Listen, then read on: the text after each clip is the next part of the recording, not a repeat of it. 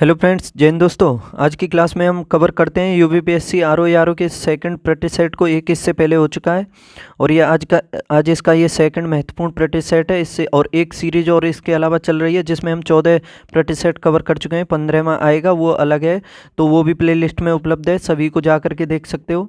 और देखो इंपॉर्टेंट है ये आज का प्रैक्टिस सेट और कंप्लीट 140 क्वेश्चन देखेंगे। आपको पता होगा जैसे फर्स्ट भाग होता है उसमें सामान्य अध्ययन आता है और सेकंड भाग में 60 क्वेश्चन हिंदी के आते हैं, तो हम फर्स्ट भाग को कवर कर रहे हैं इसमें। और पहला क्वेश्चन काफ़ी इंपॉर्टेंट होने वाला है, इसमें साइंस से संबंधित है। और अब क्लास को हम स्टार्ट करते हैं। चैनल को सब्सक्राइब कर लो अगर किसी ने नहीं किया है तो। देखो इसमें पहला क्वेश्चन कितना इंपॉर्टेंट है, इसे समझो कि एस्पिरिन कहाँ से मिलती है। पहले क्वेश्चन में पूछा है कि एस्पिरिन कहाँ से मिलती है, तो बता दूं ये जो एस्पिरिन मिलती है ये एक पेड़ से मिलती है और इस पेड़ का नाम भी एस्पिरिन पेड़ है। और ये इस पेड़ के लैक्टेस से प्राप्त होती है। किससे? इसके लैक्टेस से। और ये ज्वर रोग जो होता है, ज्वर होने पर दी जाती है, यानी उस ज्वर रोग को होने पर उसमें दी जाती है, उसमें फ़ायदेमंद होती है। और यह वेदना निवारक का भी कार्य करती है। और एस्पिरिन के कैल्शियम और सोडियम लवण ज़्यादा घुलनशील और कम हानिकारक होते हैं। ये भी इम्पोर्टेंट फैक्ट हो जाता है कि एस्पिरिन के जो कैल्शियम और सोडियम लवण होते हैं वो ज़्यादा घुलनशील और कम हानिकारक होते हैं। तो याद रखना, ये एस्पिरिन जो हमें मिलती है एक पेड़ है एस्पिरिन, उसी से प्राप्त होती है और उसके लैक्टेस से प्राप्त होती है। ठीक है, तो इम्पोर्टेंट है। अब देखो आगे सेकंड क्वेश्चन कि समस्त विश्व में 17 नवंबर को विश्व COPD दिवस के रूप में मनाया जाता है। COPD का पूर्ण रूप पूछा है इसमें। देखो ये भी दो क्वेश्चन मिल गए आपको कि 17 नवंबर को विश्व COPD दिवस मनाया जाता है। COPD दिवस 17 नवंबर को, ये याद कर लेना। इसके अलावा इस COPD की फुल फॉर्म भी पूछी है, ये भी बता दो इसमें। तो इसके बारे में बता दूं कि इसकी जो फुल फॉर्म होती है, इसका ऑप्शन डी सही है। क्रोनिक ऑब्स्ट्रक्टिव पल्मोनरी डिजीज होती है इसकी फुल फॉर्म। ठीक है, तो इसका ऑप्शन डी सही है। और ये EEG से मस्तिष्क की कार्य प्रणाली प्रकट होती है, यानी नहीं सॉरी नहीं, उसका इससे कोई मतलब नहीं है, उसे छोड़ो। देखो 17 नवंबर को विश्व COPD दिवस मनाया जाता है और इसकी फुल फॉर्म है क्रोनिक ऑब्स्ट्रक्टिव पल्मोनरी डिजीज। ठीक है, या समझ लेना अच्छे से। अब आगे देखते हैं सेकंड क्वेश्चन को और थर्ड क्वेश्चन पे पहुंचते हैं। अब एक सेकंड ऊपर है, देखो इसमें आपको अब मिलान करना है सूची फर्स्ट का सूची सेकंड से। एक साइड में हार्मोन दिए हुए हैं और एक साइड में स्रावन ग्रंथि दी हुई हैं। तो देखो प्रोजेस्टेरोन जो हार्मोन है ये कहाँ से इसका स्रावन होता है? टेस्टोस्टेरोन और थायरोक्सिन और इंसुलिन। तो इसमें आपको इसमें मिलान करना है। तो देखो प्रोजेस्टेरोन जो हार्मोन है ये आपको पता होगा ये थायराइड ग्रंथि से ही होता है। नहीं सॉरी, थायराइड से नहीं, गर्भाशय यानी महिलाओं का है। ये कहाँ से होता है? ये गर्भाशय, तो गर्भाशय में होता है, महिलाओं का हार्मोन है। और टेस्टोस्टेरोन ये भी इम्पोर्टेंट हो जाता है अपने आप में। ये कहाँ से होता है? ये अंडाशय से होता है, ये पुरुषों का हार्मोन है। देखो पूछा जा सकता है कि प्रोजेस्टेरोन और टेस्टोस्टेरोन इन हार्मोनों में महिलाओं और पुरुषों का कौन सा है? तो प्रोजेस्टेरोन जो हार्मोन है ये गर्भाशय से महिलाओं से होता है, तो ये गर्भाशय में होता है, ये महिलाओं का हार्मोन है। और ये टेस्टोस्टेरोन जो है अंडाशय है, ये पुरुषों का हार्मोन है। इसके अलावा थायरोक्सिन ये भी इम्पोर्टेंट हो जाता है। थायरोक्सिन कहाँ से होता है? तो इसके बारे में बता दूं, जो ये थायरोक्सिन है ये थायराइड ग्रंथि से होता है। और इंसुलिन जो है ये अग्नाशय से स्रावित होता है। ये भी इम्पोर्टेंट है। ये थोड़े उसमें आया था PCS का जो 2023 का एग्जाम हुआ था इंसुलिन के बारे में। तो ये थायराइड इंसुलिन जो है अग्नाशय ग्रंथि से होता है और थायरोक्सिन ये थायराइड से, टेस्टोस्टेरोन ये अंडाशय और ये प्रोजेस्टेरोन ये गर्भाशय महिलाओं का है। तो इसका सही देख लो, ए का हो जाएगा 3, बी का हो जाएगा 4। तो देखो ए का 3, बी का 4 देखते हैं। ए का 3, बी का 4 और सी का हो जाएगा 1। तो ऑप्शन ए ही इसका ठीक है। अब आगे देखते हैं चौथा क्वेश्चन कि EEG से जिस अंग की कार्य प्रणाली प्रकट होती है वह है। किससे? EEG से किसकी कार्य प्रणाली प्रकट होती है? तो याद रखना ये जो है मस्तिष्क की कार्य प्रणाली प्रकट होती है EEG से। किसकी? मस्तिष्क की, याद रखना। आगे देखते हैं जापानी इंसेफेलाइटिस का कारक क्या होता है? जापानी इंसेफेलाइटिस का कारक क्या होता है? किसकी वजह से जापानी इंसेफेलाइटिस होता है, इसमें बताना है आपको। तो देखो इसका सही जवाब है जापानी इंसेफेलाइटिस जो होता है ये विषाणु की वजह से होता है। किसकी वजह से? विषाणु की वजह से। देखो इस क्वेश्चन से संबंधित आपको बताऊंगा कि विषाणु, जीवाणु, प्रोटोजोआ जितने भी रोग होते हैं उन सभी को याद कर लेना अच्छे से, क्योंकि एक दो क्वेश्चन इसमें पूछा ही जाता है। तो विषाणु के और भी रोग बता दूं इसके अलावा, कि जैसे रेबीज भी विषाणु से होता है, चेचक भी होता है, हेपेटाइटिस भी विषाणु से होता है, इसके अलावा मीजल्स, इबोला भी होता है, पोलियो भी होता है, डेंगू भी होता है। तो इन्हें अच्छे से समझ लेना। ये 8-10 रोग हैं जो विषाणु से होते हैं। इसके अलावा ये जो आपके सामने जीवाणु दिया हुआ है इससे भी रोग होते हैं जो आपको याद करने चाहिए, इम्पोर्टेंट है ये जीवाणु भी। तो इससे बता दूं कि इससे जो ये जो क्या बोलते हैं जीवाणु है इससे होता है फ्लैग होता है, एक आपका डिप्थीरिया भी होता है, और आपका तपेदिक भी होता है, काली खांसी भी होती है, लिख लेना इन्हें। और इसके अलावा टिटेनस भी होता है, टिटेनस के अलावा टाइफाइड भी होता है, और कुष्ठ रोग भी होता है, और हैजा भी इसी से होता है, जीवाणु से। और देखो प्रोटोजोआ से भी पूछा जाता है। प्रोटोजोआ के बारे में बताऊं कि प्रोटोजोआ से पायरिया होता है, पी से ही स्टार्टिंग है प्रोटोजोआ की, और पायरिया की भी सी। तो पायरिया प्रोटोजोआ से होता है। इसके अलावा काला जार भी होता है इसी से, और आपका मलेरिया भी होता है, पेचिस भी होता है, निंद्रा रोग भी होता है। तो इन्हें आप अच्छे से समझ लेना, इनकी ट्रिक भी हैं, उन ट्रिकों से याद कर लेना। जैसे प्रोटोजोआ के पापा काम पे सोते हैं उसी हिसाब से देख सकते हो, और काफ़ी ट्रिक प्रचलित हैं, सभी को देख लेना आप, गूगल पे मिल जाएंगी सभी, उस पर यूट्यूब पे। आगे देखो, निम्नलिखित आनुवंशिक रोगों में यौन संबंधित है। निम्नलिखित आनुवंशिक रोगों में कौन सा यौन संबंधित है, ये पूछा है इसमें आनुवंशिक रोगों में। क्या हीमोफीलिया, सिस्टिक फाइब्रोसिस, टी-सेक्स व्याधि, या हाइपर टेंशन आनुवंशिक रोगों में यौन संबंधित है, किससे है? तो देखो आनुवंशिक रोगों में ऑप्शन ए जो हीमोफीलिया है ये आनुवंशिक रोगों में यौन संबंधित है, यानी रोग ये हीमोफीलिया जो है ये आनुवंशिक रोग है इन सभी में। देखो ये कितना इम्पोर्टेंट हो जाता है। इसके अलावा देखा होगा आपने कि आनुवंशिक रोगों में एक वर्णनता भी होती है, यानी कलर ब्लाइंडनेस भी कहते हैं उसे, कलर विजन भी कह सकते हो या फिर, ठीक है। तो हीमोफीलिया और ये कलर ब्लाइंडनेस जो है ये आनुवंशिक रोग हैं। और आपको बता दूं कि जो हीमोफीलिया है इसकी वाहक होती हैं स्त्रियां, ठीक है। कौन होती हैं? स्त्रियां, यानी महिलाएं हीमोफीलिया रोग की वाहक होती हैं। और इसमें आपको बता दूं कि जो ये रोग से ग्रसित हो जाता है, आपने देखा होगा कि आप इंसान को जैसे चोट लग जाए तो आम बात है कि 2 से 5 मिनट के अंदर थक्का जम जाता है खून का, ठीक है, चोट लगने पर। लेकिन जब ये रोग हो जाता है ना तो उससे, यानी हीमोफीलिया अगर किसी को हो जाएगा तो चोट लगने पर काफ़ी समय के बाद भी रक्त का थक्का नहीं जमेगा और वो रक्त जो है बहता रहेगा, ठीक है। इम्पोर्टेंट है ये भी पूछा जा सकता है कि किस रोग में खून में रक्त का थक्का नहीं जमता है। तो याद रखना ये हीमोफीलिया में नहीं जमता है, और रक्त में कुछ प्रोटीन की कमी के कारण ये थक्का नहीं जमता है, ठीक है। किस वजह से? कुछ प्रोटीन के कारण। और शीघ्र उपचार न होने पर रोगी की इसमें मृत्यु भी हो जाती है, ये इतना इम्पोर्टेंट हो जाता है, ठीक है। तो इसका सही जवाब है ये हीमोफीलिया। इसके अलावा वर्णांतता भी इसी से संबंधित है, आनुवंशिक रोग है। आगे देखो, अब डीएनए फिंगरप्रिंटिंग केंद्र स्थित है। डीएनए फिंगरप्रिंटिंग केंद्र कहाँ पर स्थित है? डीएनए फिंगरप्रिंटिंग केंद्र, तो इसका सही जवाब है हैदराबाद में स्थित है डीएनए फिंगरप्रिंटिंग केंद्र। आंध्र प्रदेश की राजधानी है हैदराबाद, और आपने पढ़ा भी होगा। और यह एक स्वायत्त शासी संस्थान है, और इसका वित्तीयन भारत सरकार के विज्ञान और प्रौद्योगिकी मंत्रालय के जैव तकनीकी विभाग द्वारा किया जाता है। किसके? विज्ञान और प्रौद्योगिकी मंत्रालय का है तकनीकी विभाग, यानी जैव तकनीकी विभाग, उसके द्वारा इसका वित्तीयन किया जाता है, यानी इसको वित्त उपलब्ध किया जाता है, और यह एक स्वायत्त शासी संस्थान है। अब देखो आगे, शरीर की वे कोशिकाएं जिनमें शरीर की किसी भी प्रकार की कोशिकाओं में विभाजन तथा विशिष्टीकरण की क्षमता है और जो कई गंभीर बीमारियों पर शोध का केंद्र बिंदु है, उन्हें क्या कहते हैं? शरीर की वे कोशिकाएं जिनमें शरीर की किसी भी प्रकार की कोशिकाओं में विभाजन तथा विशिष्टीकरण की क्षमता, देखो इंपॉर्टेंट है, विभाजन तथा विशिष्टीकरण की क्षमता है और जो गंभीर बीमारियों पर शोध का केंद्र बिंदु है, उन्हें क्या कहते हैं? क्या बड कोशिकाएं कहते हैं, क्या रेड कोशिकाएं, या मीसेंजियल कोशिकाएं, या स्टेम कोशिकाएं?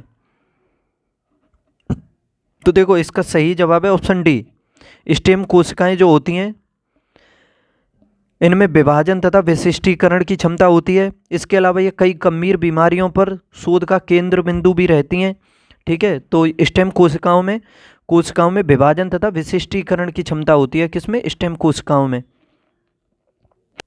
और देखो ये जो स्टेम कोशिकाएं होती हैं इनके बारे में बता दूं कि ये जो कोशिकाएं होती हैं भ्रूण की वे आधार कोशिकाएं होती हैं जिनसे आगे चल करके मानव शरीर में जो है मानव शरीर के 210 से अधिक तरह के ऊतक बनते हैं। यानी इन्हीं कोशिकाओं से, स्टेम कोशिकाओं से मानव शरीर के 210 से अधिक ऊतकों का निर्माण होता है। और ये कोशिकाएं भ्रूण की वे आधार कोशिकाएं होती हैं, ऐसे समझ सकते हो, भ्रूण की आधार कोशिकाएं होती हैं। ठीक है, तो समझ सकते हो, इम्पोर्टेंट है ये क्वेश्चन। आगे देखो, भारत में बीटी वैगन के प्रवेशन पर लोगों के विरोध के कारण क्या हैं? भारत में बीटी वैगन के प्रवेशन पर लोगों के विरोध के कारण, देखो इसमें अब स्टेटमेंट है, अब देखना है कि कौन कौन से इसमें सही हैं। बीटी वैगन की रचना इसके जीनोम में मृदा कवक के जीन को प्रवेश कराकर की जाती है। देखो इसमें पहला है कि बीटी वैगन में रचना इसके जीनोम में मृदा कवक के जीन को प्रवेश कराकर की जाती है, तो ये बिल्कुल गलत है, ये नहीं है। क्योंकि देखो बीटी वैगन जो है एक जेनेटिकली मॉडिफाइड जीएम यानी जेनेटिकली मॉडिफाइड यानी जीएम बीज है। और इसमें बेसिलस थुरेंजेसिस नामक एक बैक्टीरिया होता है। क्या? बेसिलस थुरेंजेसिस नामक बैक्टीरिया, इसका उपयोग किया जाता है। ठीक है, तो ये पहला तो गलत हो जाता है।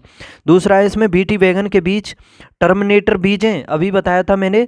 बीटी वैगन एक जेनेटिकल मॉडिफाइड बीज हैं, ना कि टर्मिनेटर, तो ये भी गलत हो जाता है। ठीक है, पहला दूसरा भी गलत है इसका। और तीसरा, एक आशंका है कि बीटी वैगन के उपभोग का स्वास्थ्य पर विपरीत प्रभाव पड़ सकता है, तो ये सही हो सकता है इसका। ठीक है, आशंका लगाई जा रही है। देखो संभावना या चाहिए, अगर ऐसे आ जाएं तो समझ लेना उसकी अधिकतम संभावना होती है सही होने की। ठीक है, तो एक आशंका है कि बीटी वैगन के उपभोग का स्वास्थ्य पर विपरीत प्रभाव पड़ सकता है, तो ये सही है इसका। और यह भी चिंता है कि बीटी वैगन के प्रवेशन से जैव विविधता पर विपरीत प्रभाव हो सकता है, तो ये भी सही है। तो ये दोनों ही सही हैं, तो ये ऑप्शन देख लो कौन सा सही है इसमें। तो इसका सही जवाब है ऑप्शन सी, 3 और 4, बाकी सभी गलत हैं।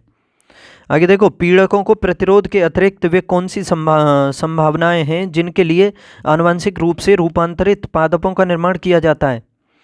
पीड़कों को प्रतिरोध के अतिरिक्त वे कौन सी संभावनाएं हैं जिनके लिए आनुवंशिक रूप से रूपांतरित पादपों का निर्माण किया जाता है? दोबारा देखो, अच्छे से पढ़ो क्वेश्चन को कि पीड़कों को प्रतिरोध के अतिरिक्त वे कौन सी संभावनाएं हैं जिनके लिए आनुवंशिक रूप से रूपांतरित पादपों का निर्माण किया जाता है? पहला स्टेटमेंट है इसमें, सूखा सहन करने के लिए उन्हें सक्षम बनाना। बिल्कुल ठीक है। दूसरा है इसमें, उत्पाद में पोषकीय मान बढ़ाना, ये भी ठीक है। तीसरा है, अंतरिक्ष यानों और अंतरिक्ष स्टेशनों में उन्हें उगने और प्रकाश संश्लेषण करने के लिए सक्षम बनाना। तो देखो ऐसा कोई भी प्रावधान नहीं है इसमें। ठीक है, ऐसा कोई भी नहीं है। अंतरिक्ष यानों और अंतरिक्ष स्टेशनों में उन्हें उगने और प्रकाश संश्लेषण करने के लिए सक्षम बनाना, ऐसा कोई प्रावधान नहीं है। और चौथा है इसमें, उनकी सेल्फ लाइफ बढ़ाना, तो ये हो सकता है सेल्फ लाइफ बढ़ाना। ठीक है, तीसरा गलत है, तो 1 2 4 देखना है। अब 1 2 4 इसमें ऑप्शन सी में है, तो ऑप्शन सी हो जाएगा 1 2 4। देखो जेनेटिकली मॉडिफाइड यानी जीएम बीजों में सूखा सहन करने की क्षमता होती है। ये इंपॉर्टेंट फैक्ट हो जाता है कि जेनेटिकली मॉडिफाइड जो बीज होते हैं उसमें सूखा सहन करने की क्षमता होती है। साथ ही इनमें पोषक तत्वों की भी अधिकता पाई जाती है। किसकी? पोषक तत्वों की। और आनुवंशिक परिवर्तनों के द्वारा इनकी जो सेल्फ लाइफ होती है उसको बढ़ाया जाता है। ठीक है, तो इसमें ये 1 2 4 ऑप्शन स्टेटमेंट्स ठीक हैं, तो ऑप्शन सी हो जाएगा इसका सही। आगे देखो, भगवान बुद्ध की प्रतिमा कभी कभी एक हस्त मुद्रा युक्त दिखाई गई है, जिसे भूमि स्पर्श मुद्रा कहा जाता है। यह किसका प्रतीक है? तो ये पूछा है इसमें कि जो ये एक हस्त मुद्रा है महात्मा बुद्ध की, तो ये किसका प्रतीक है? भूमि स्पर्श मुद्रा के बारे में दिखाया गया है। क्या यह मार पर दृष्टि रखने एवं अपने ध्यान में विघ्न डालने से मार को रोकने के लिए बुद्ध का धरती पर आह्वान है? क्या यह मार के प्रलोभनों के बावजूद अपनी शुचिता और शुद्धता का साक्षी होने के लिए बुद्ध का धरती पर आह्वान है? तो यही देखो, ये ऑप्शन सी है सही, बिल्कुल ऑप्शन बी।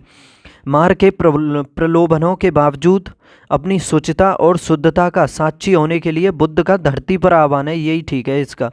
कौन सा? जो इसकी महात्मा बुद्ध की हस्त मुद्रा है और ये भूमि स्पर्श मुद्रा कही जाती है, तो ये प्रतीक है मार के प्रलोभनों के बावजूद अपनी शुचिता और शुद्धता का साक्षी होने के लिए बुद्ध का धरती पर आह्वान। आगे देखते हैं, पूर्व वैदिक आर्यों का धर्म मुख्यतः क्या था? जो पूर्व वैदिक आर्य थे उनका धर्म पूछा है, कौन सा था?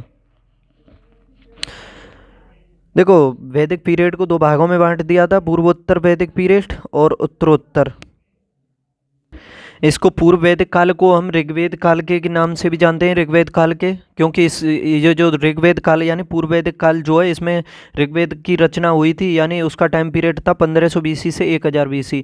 उसके बाद जो उत्तर वैदिक काल है उसको उसमें हमने 3 वेदों की रचना की, सामवेद, यजुर्वेद और अथर्ववेद की। उसका टाइम पीरियड था 1000 से लेकर के 600 BC तक।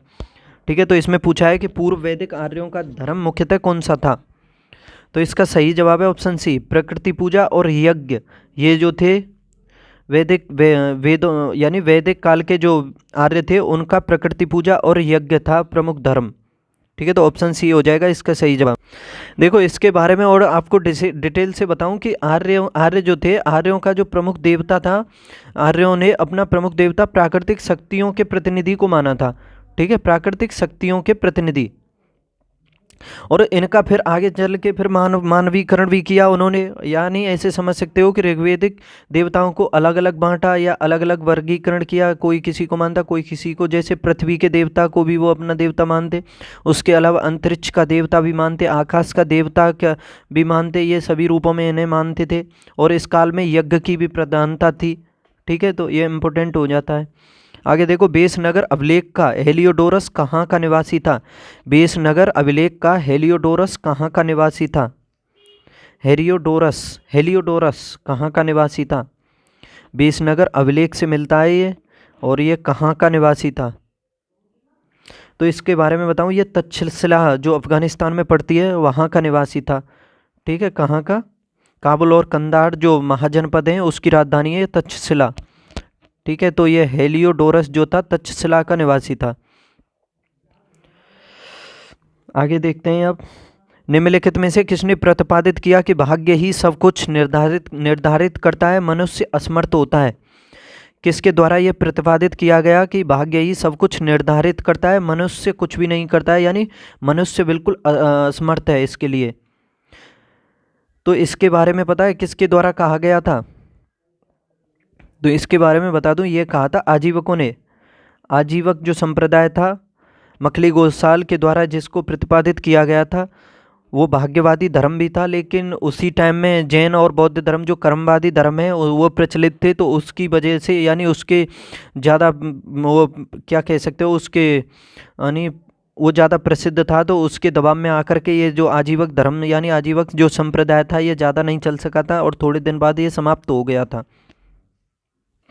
देखो, इस मखली गोसाल के बारे में बता दूं कि ये फिर प्रसिद्ध क्यों है, कि जैसे आपने देखा होगा जो महावीर स्वामी हैं जिन्हें वर्धमान नाम से जाना जाता है, इन्होंने अपने बड़े भाई नंदीवर्मन से आज्ञा लेकर के गृह त्याग किया था। जैसे ये गृह त्याग करके बाहर निकले थे तो इनकी सबसे पहले मुलाकात हुई थी मखली गोसाल से। ठीक है, और यही कहा जाता है कि यही मखली गोसाल जो है इनका सबसे पहला अनुयायी बना था, और यह इनके मुलाकात के बाद इनके साथ भी रहने लगा था। और देखो, ऐसा कहा जा सकता है कि जैसे ही तपस्या करने स्टार्ट हुई थी महावीर स्वामी की, अभी ज्ञान की प्राप्ति नहीं हुई थी, और ये जो मखली गोसाल था इनके साथ 6 वर्ष रहा था, तपस्या भी की थी उसने इनके साथ, फिर इन्हें वो छोड़ करके चला गया था, और फिर आगे चल के इसने आजीवक संप्रदाय की स्थापना की थी जो भाग्यवादी धर्म कहा जाता है। और फिर आगे फिर महात्मा बुद्ध को 12 वर्ष तपस्या करने के बाद ज्ञान की प्राप्ति हुई थी। कहाँ पर हुई थी? जुम्बिक ग्राम में हुई थी, ऋजुपालिका नदी के तट पर, और एक साल वृक्ष के नीचे, और महात्मा बुद्ध को पीपल वृक्ष के नीचे हुई थी। ठीक है, ये भी पूछा जा सकता है, तो याद रखना ये आजीवक संप्रदाय से संबंधित था जो मक्खली गोसाल था, ये इसमें कहा था कि भाग्य ही सब कुछ है, मनुष्य असमर्थ है कुछ भी नहीं, यानी कर्म इसमें कुछ मान्य नहीं था, इसमें ओनली भाग्य था। इसी वजह से इसको भाग्यवादी धर्म कहा जाता है। बौद्ध और जैन धर्म जो है वो कर्मवादी धर्म है। अब आगे देखो, प्रभासगिरी। प्रभासगिरी जिनका तीर्थ स्थल है वे हैं, प्रभासगिरी जिनका तीर्थ स्थल है वे हैं, क्या है वे? प्रभासगिरी इंपॉर्टेंट है, तो इसके बारे में बता दूं, ये जैन है। कौन है? जैन। देखो इस जैन शब्द के यानी उत्पत्ति के बारे में और अच्छे से बता दूं कि जैसे देखो महात्मा उसको महावीर स्वामी को जब ज्ञान प्राप्ति हुई थी तो वो कैवल्य कहा गया था उन्हें, ठीक है। लेकिन कैवल्य प्राप्ति के बाद ही वर्तमान कैवलिन, जिन, जिन यानी निर्ग्रंथ इन नामों से भी जाना गया।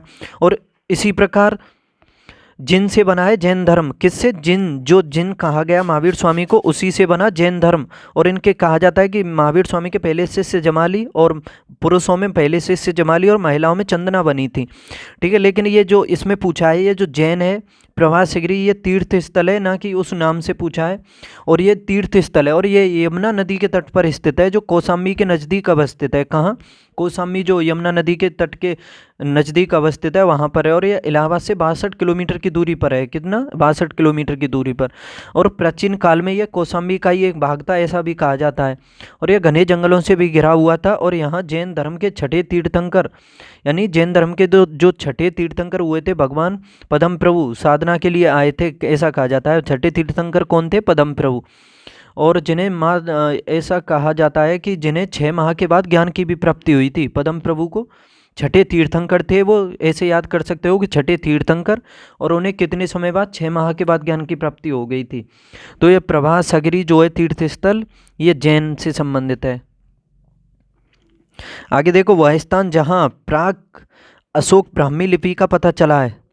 वह स्थान जहाँ प्राक अशोक की ब्राह्मी लिपि का पता चला है। कहाँ से चला है अशोक की ब्राह्मी लिपि का? देखो इसका सही जवाब है ऑप्शन डी। मांस की जो अभिलेख है उससे अशोक की ब्राह्मी लिपि का पता चलता है। देखो अशोक के बारे में अधिकतम जो जानकारियां प्राप्त हुई हैं वो उसके द्वारा स्थापित यानी लिखवाए गए अभिलेखों से ही प्राप्त हुई हैं। और अशोक के बारे में, नामों के बारे में भी पता चला है। जो मांस की अभिलेख है उससे अशोक का नामों के बारे में भी पता चला है। जैसे उसमें कहा गया बुद्ध शाक्य, और अशोक के नाम का भी पता चला है। अशोक का नाम किस अभिलेख में? इसी में मिला है, किसमें? मांस की अभिलेख के। इसके अलावा इसको मगधाधिराज भी कहा गया, जो ब्राह्मू अभिलेख से राजस्थान से प्राप्त हुआ ये मगधाधिराज।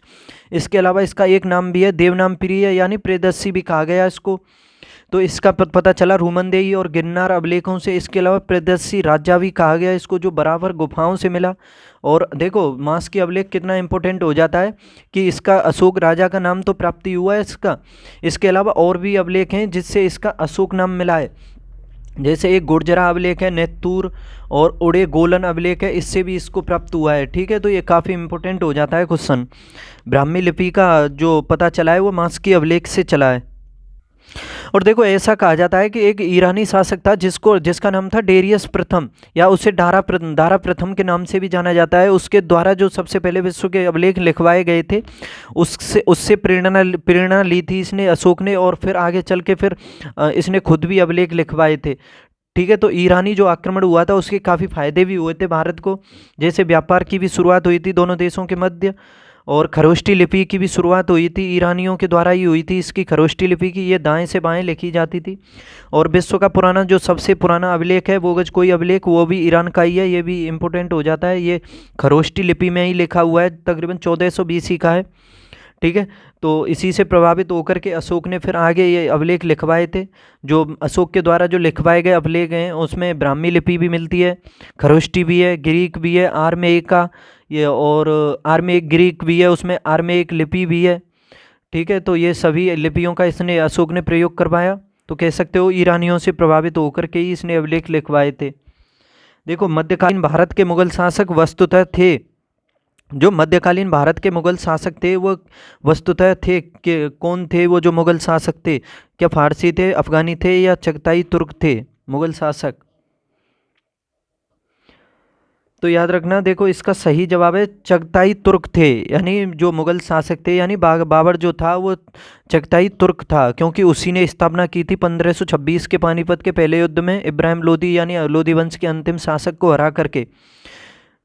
और ये भी पूछा जा सकता है कि आमंत्रित किसने किया था इसको बाबर को भारत में। तो इब्राहिम लोदी का चाचा था, दो चाचा थे उसके, आलम खान लोदी और दौलत खान लोदी। उन्हीं के द्वारा इसको बाबर को बुलाया गया था। देखो कहते हैं ना, घर का भेदी लंका ढाए। अब जब अपने ही अपने का साथ नहीं देंगे तो फिर अपना कैसे सुरक्षित रहेगा। तो उसी वजह से फिर उसने उसको पानीपत में हरा दिया और मुगल वंश की स्थापना कर दी थी। देखो इम्पोर्टेंट ये भी पूछा जा सकता है कि जैसे देखो बाबर का जो पिता था वो तैमूर का तो वंशज था, उमर शेख मिर्जा जो था। लेकिन इसका जो मुगल वंश नाम पड़ा था वो अपने पापा का वंशज होने की वजह से नहीं पड़ा था, इसकी माता की वजह से पड़ा था। क्योंकि इसकी माता जो थी वो चंगेज खां की वंशज थी। चंगेज खां मंगोल था एक। देखो पिता तैमूर का वंशज और चंगेज खां की वंशज थी, यानी माता की ओर से जो चंगेज खां था वो माता का वंशज था और वो चौथा वंशज था। और उसका परिवार तुर्की जाति के चगताई वंश के अंतर्गत आता था। किसके? उसका जो परिवार था तुर्की जाति के चगताई वंश के अंतर्गत आता था। और बाबर ने जो स्टार्टिंग की थी, सबसे पहले ये समझ सकते हो कि उसने 1519 में स्टार्टिंग की थी भारत में आक्रमण की, और वो कश्मीर के जो सिंधु क्षेत्र है उस क्षेत्र में की थी। 1526 में फिर वो भारत में आया था। ठीक है, तो ये मंगोलों का जो चंगेज खां था उसी के ऊपर पड़ा था भारत में, ये मुगल वंश का मुगल नाम जो है। दिल्ली का वह सुल्तान जिसने अपने संस्मरण लिखे थे, संस्मरण किसने लिखे थे, वह सुल्तान कौन सा था? दिल्ली का वह सुल्तान जिसने अपने संस्मरण लिखे थे, तो इसका सही जवाब है फिरोज शाह तुगलक। फिरोज शाह तुगलक। देखो फिरोज शाह तुगलक को कहा जाता है कि वास्तविकता रूप से देखा जाए तो, प्रशासनिक रूप से देखा जाए तो ये इसकी तुलना करी गई है अकबर से, लेकिन इसकी कट्टरता में तुलना की गई है औरंगजेब से। ठीक है, ये काफ़ी कट्टर था, इसने काफ़ी नहरों का भी निर्माण किया था। कह सकते हो कि इसने ब्राह्मणों पर भी कल लगा दिया था। किस पर? ब्राह्मणों पर भी। ये भी पूछा जा सकता है आपसे, किस पर? ब्राह्मणों पर भी। और जो इसने ब्राह्मणों पर कर लगाया था उसको जजिया कहा जाता था। देखो इसके अलावा और भी कर हैं वो बता देता हूँ कि जैसे खराज ये भूमि कर होता था इसके टाइम में, खराज। और जजिया ये गैर मुस्लिमों पर लगाया जाता था, और जक़ात इसने मुस्लिमों पर लगाया था। जजिया गैर मुस्लिमों पर और जक़ात मुस्लिमों पर।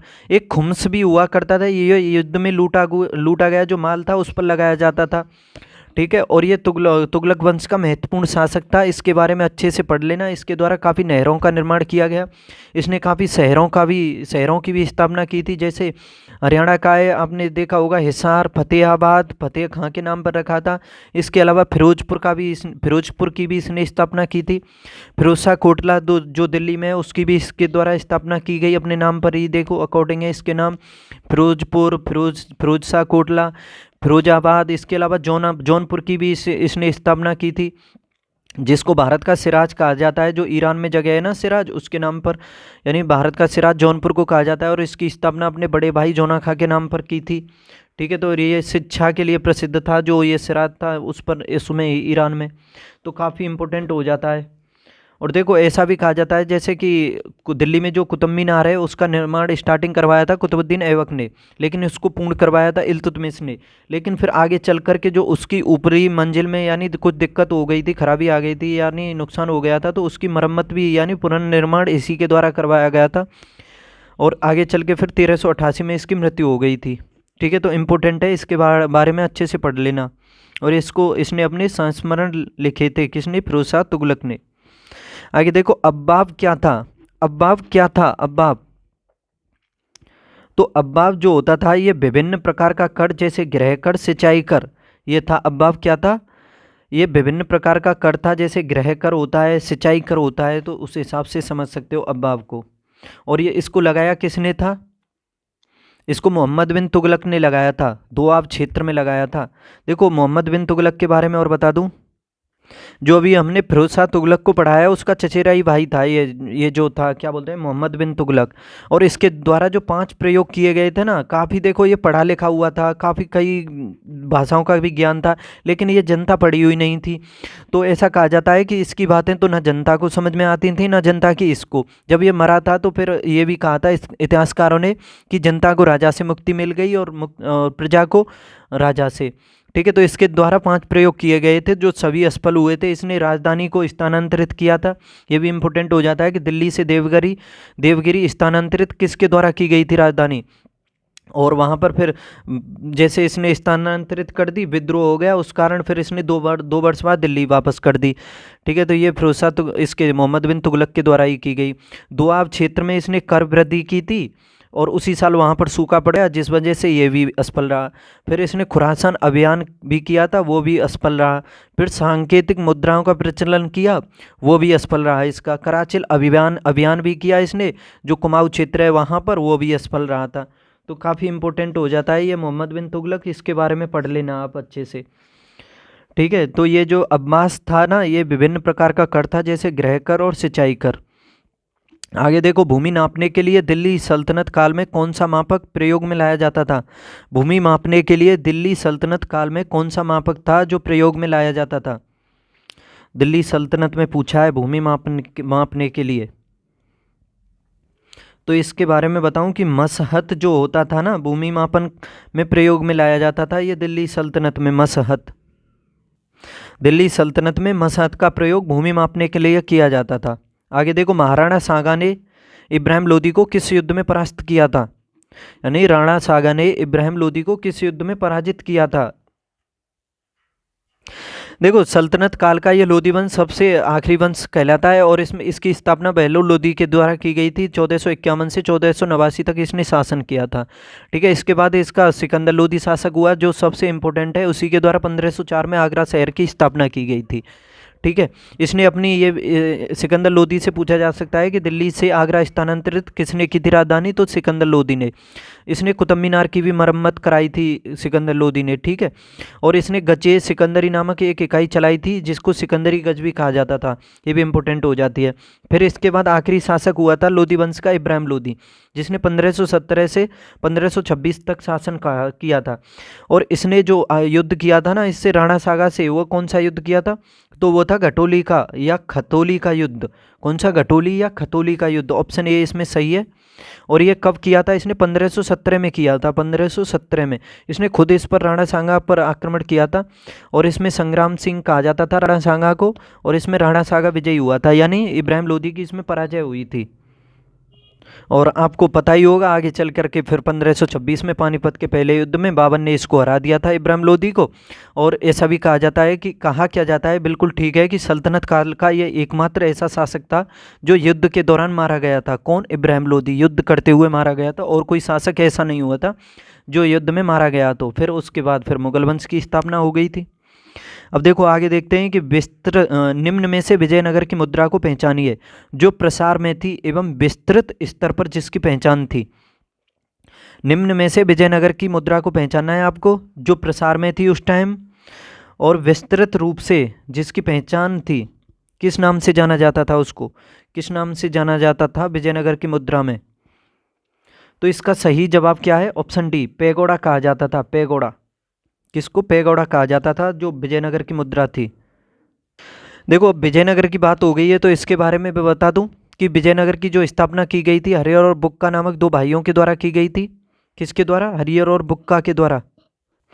और ये भी पूछा जा सकता है कि हरिहर और बुक्का कहाँ से संबंधित थे, तो कंपली साम्राज्य जो था उसमें ये अधिकारी थे, ये दोनों भाई कंपली साम्राज्य में, जिस पर एमबीटी यानी मोहम्मद बिन तुगलक ने आक्रमण किया था, वहीं से ये ले गया था, फिर वापस पहुंच गए थे ये, फिर इन्होंने हिंदू धर्म अपना लिया। मोहम्मद बिन तुगलक ने तो इन्हें मुस्लिम बना दिया था। ठीक है, इनके द्वारा इसकी विजयनगर साम्राज्य की स्थापना की गई थी। और आपको ये भी पता होगा कि विजयनगर साम्राज्य पर 4 वंशों ने शासन किया था। किसने, 4 वंशों ने। उसमें सबसे पहला हो जाता है संगम वंश, जिसकी स्थापना की थी हरिहर प्रथम ने, और अपने पिता के नाम पर, यानी संगम इसके पिता का नाम था और उसी के नाम पर इसका नाम पड़ा था संगम वंश। उसके बाद हुआ था फिर कौन सा वंश हुआ था, इंपॉर्टेंट हो जाता है दूसरा वंश, कौन सा, दूसरा वंश हो जाता है सालुब वंश। कौन सा, सालुब वंश। और तीसरा वंश हो जाता है आपका, उसका बता दूं आपको, उसका नाम है तुलुब वंश। तुलुब वंश की स्थापना वीर नरसिंह के द्वारा की गई। और कृष्णदेव राय के बारे में भी पढ़ा होगा आपने। कृष्णदेव राय जो थे 1509 से 1529 तक शासन किया था, और वो तुलुब वंश से ही संबंधित थे। किससे, तुलुब वंश से ही। और बाबर के द्वारा कहा गया है कि उसने जो 2 शक्तिशाली जो बताए थे राज्य जो बताए थे, उसमें विजयनगर और मेवाड़ को शामिल किया था बाबर ने। ठीक है, तो इसी के टाइम में आया था अल्फांसो डी अल्बुकर्क, मोहम्मद बिन तुगलक, इसके कृष्णदेव राय के। और फिर अंतिम जो चौथा वंश हुआ था वो कौन सा हुआ था? अरविहु वंश। तो इस तरह से कह सकते हो कि इस पर 4 वंशों ने शासन किया था। और विजयनगर की मुद्रा कहा जाता था पेगोड़ा को। किसको? पेगोड़ा को। आगे देखो अब क्वेश्चन नंबर 23 है, आज़ाद हिंद फौज के अधिकारियों ने उनके लाला किले में चल रहे मुकदमे में उनके पक्ष से निम्नलिखित में से किसने वकालत की थी? आज़ाद हिंद फौज के अधिकारियों ने उनके लाला किले में चल रहे, किस में चला था? आज़ाद हिंद फौज के जो अधिकारी थे उन पर जो मुकदमा चला था वो कहाँ चला था? लाला किला नहीं, लाल किला करो इसे, दिल्ली में लाल किला जो है वहाँ पर ये मुकदमा चला था। और उसके पक्ष में किसने वकालत की थी ये पूछा है इसमें। जो आज़ाद हिंद फौज के अधिकारी थे उनका केस किसके द्वारा लड़ा गया था वो वकील बताना है आपको। तो इसका सही जवाब क्या है? Sir TV Sapru. कौन था? Sir TV Sapru. Sir TV Sapru था वो। ठीक है, तो आज़ाद हिंद फौज के अधिकारियों के समर्थन में केस लड़ा था सर टीवी सप्रू, ये वकील थे। इसके अलावा एक चोरी चोरा कांड भी हुआ था जो गोरखपुर में हुआ था, जिसमें पुलिस चौकी में क्रांतिकारियों ने आग लगा करके 22 पुलिसकर्मियों यानी अंग्रेजों को मार दिया था। तो इसमें 170 लोगों को फांसी की सज़ा सुनाई गई थी, आपको पता होगा।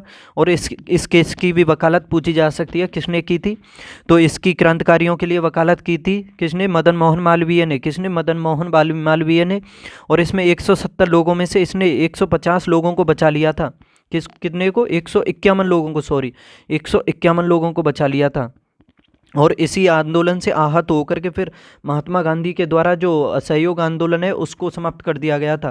किसको? असहयोग को। और ये असहयोग आंदोलन कब से कब तक चला था? 1920 से 1922। और बताऊं डिटेल में कि ये चला था कब से? 1 अगस्त 1920 को शुरू हुआ था और ये समाप्त हुआ था 12 फरवरी 1922 को। ठीक है, 1 अगस्त 1920 को शुरू हुआ और 12 फरवरी 1922 को ये समाप्त हुआ था। इम्पोर्टेंट हो जाता है अपने आप में। अब आगे देखो कि निम्नलिखित युग्मों में से कौन सा सुमेलित नहीं है। अब जो सुमेलित नहीं है वो देखना है इसमें कि मुंडा, जो इसमें मुंडा से संबंधित हैं बिरसा मुंडा, ये तो बिल्कुल ठीक है। और संताल जो विद्रोह था उससे कानू संबंधित हैं क्या? और अहम विद्रोह से गोमदर कुंवर। एक सेकंड पानी पी लेता हूँ। देखो इसमें एक से बताऊं कि जो ये मुंडा विद्रोह था ये काफ़ी फेमस मुंडा विद्रोह था और ये आदिवासियों का विद्रोह था। ठीक है, और इसका नेतृत्व किया गया था बिरसा मुंडा के द्वारा। किसके द्वारा? बिरसा मुंडा के द्वारा। और इसके प्रमुख क्षेत्र जैसे झारखंड, छत्तीसगढ़ और ये उड़ीसा, इस क्षेत्र में किया गया था। और इसी में बिरसा मुंडा ने उलगुलान की उपाधि धारण की थी, उलगुलान की। और इसने खुद को भी स्वयं को घोषित किया था भगवान का दूत। ठीक है, इंपॉर्टेंट हो जाता है। इसके अलावा ये आगे फिर संताल विद्रोह, ये भी पूछा जाता है कि संताल विद्रोह कब हुआ था? तो बता दूं ये जो संताल विद्रोह हुआ था ये 1855 में हुआ था। ठीक है, संताल विद्रोह जो है, और इसका नेतृत्व किया गया था सिद्धू और कानू के द्वारा। किसके? सिद्धू और कानू के द्वारा किया गया था इसका। ये भी आदिवासियों में प्रमुख विद्रोह था। ठीक है, ये भी पूछा जा सकता है। और इसका जो क्षेत्र था पूर्वी भारत यानी भागलपुर से लेकर के राजमहल जिले तक किया गया था इसका विद्रोह। और ये जो विद्रोह था ऐसा कहा जाता है कि अंग्रेजों के द्वारा जो अत्यधिक कर वसूली की जाती थी उससे संबंधित था, उसको कम करने के लिए।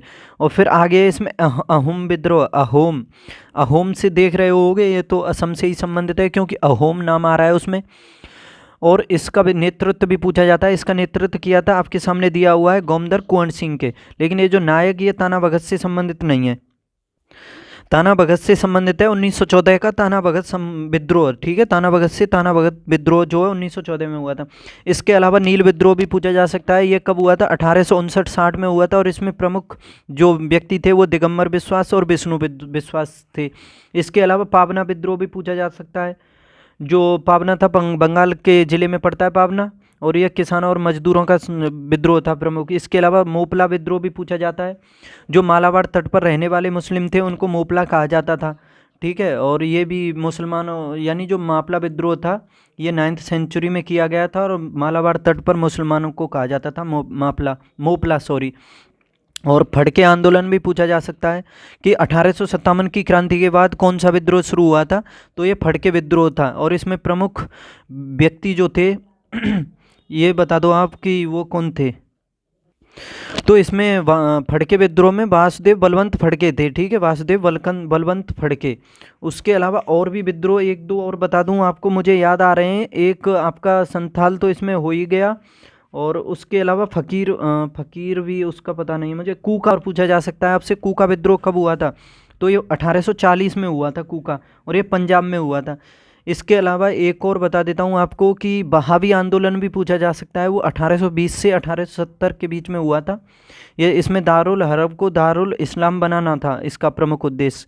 यानी दारुल का मतलब क्या होता है? काफिरों का देश, और दारुल इस्लाम बनाने का इस्लाम का देश। दारुल हरब का होता है काफिरों का देश, और दारुल इस्लाम का मतलब होता है इस्लाम का देश, ठीक है। तो इसका ये जो ऑप्शन डी है यही सुमेलित नहीं है, इसका यही जवाब हो जाएगा।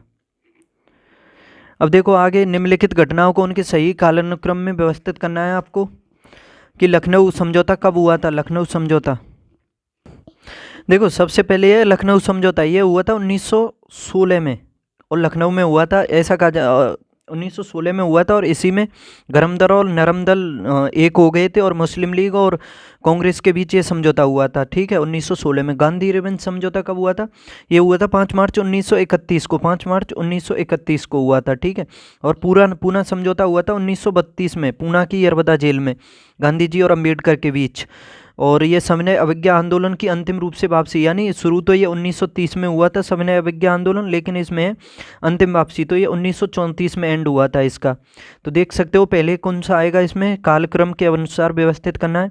तो इसमें सबसे पहले तो एक आएगा लखनऊ समझौता, उसके बाद है आपका 1931 ही आएगा गांधी इरविन समझौता, 2 आएगा, फिर 3 आएगा, फिर 4 आएगा। 1 2 3 4 देख लो ऑप्शन में, तो इसका ऑप्शन ए ही सही हो जाता है, 1 2 3 4, क्योंकि यही सही सूटेबल है, 1 2 3 4, सॉरी 1 2 3 4 कौन से में? बी सही हो जाता है, 1 2 3 4।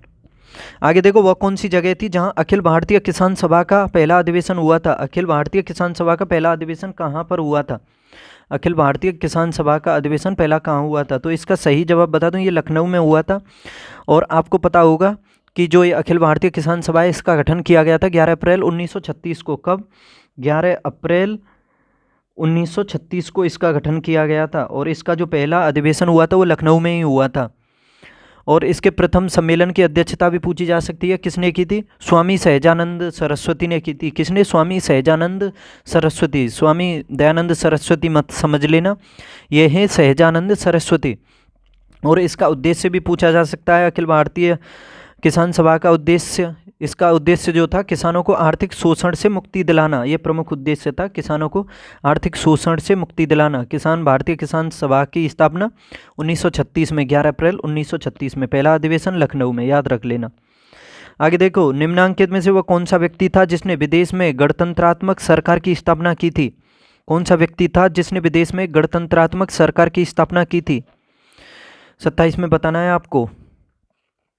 तो इसका सही जवाब है कौन सा? ऑप्शन ए, राजा महेंद्र प्रताप थे। राजा महेंद्र प्रताप थे जिन्होंने सर्वप्रथम काबुल में जर्मनी के सहयोग से दिसंबर 1915 में, कब? 1915 में अंतरिम भारत सरकार की स्थापना की थी। किसकी? या फिर ऐसे कह सकते हो गणतंत्रात्मक सरकार की, और अंतरिम भारत सरकार भी कह सकते हो, इसकी स्थापना की थी। और इसमें इसका मंत्रिमंडल भी हुआ करता था, जिसमें इन्होंने शामिल किया था मौलाना अब्दुल्ला, मौलाना बशीर सी, पिल्ले शमशेर सिंह, और मथुरा सिंह भी थे, खुदाबख्श, मोहम्मद अली, ये सभी इसमें थे। बरकतुल्ला अस्थाई सरकार के प्रधानमंत्री थे। कौन थे इसमें? बरकतुल्ला, ये भी पूछा जा सकता है। और इसमें यह भी पूछा जा सकता है कि राजा महेंद्र प्रताप ने अपनी सरकार के समर्थन में रूस के प्रधानमंत्री लेनिन से मुलाकात की थी। तो किसने मुलाकात की थी? राजा महेंद्र प्रताप ने की थी, और लेनिन से मुलाकात की थी जो रूस के प्रधानमंत्री हैं। और ये बता दो मुझे कमेंट बॉक्स में कि राजा महेंद्र प्रताप यूनिवर्सिटी बन रही है यूपी में, कहाँ पर बन रही है, जिसका निर्माण कार्य अभी चल रहा है, बता दो। वह कौन सा क्षेत्र था जहां बाबा रामचंद्र ने किसानों को संगठित किया था? राजा बाबा रामचंद्र ने किसानों को संगठित कहां पर किया था? बताओ कहां पर संगठित किया था? तो इसका सही जवाब हो जाता है ऑप्शन ए, बाबा रामचंद्र ने किसानों को संगठित कहां पर किया था? अवध में। आगे देखो, पत्रिकाओं की सूची दी गई है, उनमें से किसका संबंध एनी बेसेंट से नहीं है? देखो इसमें कौन सी पत्रिका एनी बेसेंट के द्वारा लिखी गई थी? New India, Commonwealth, young India या इंडियन पीपल्स, बताओ।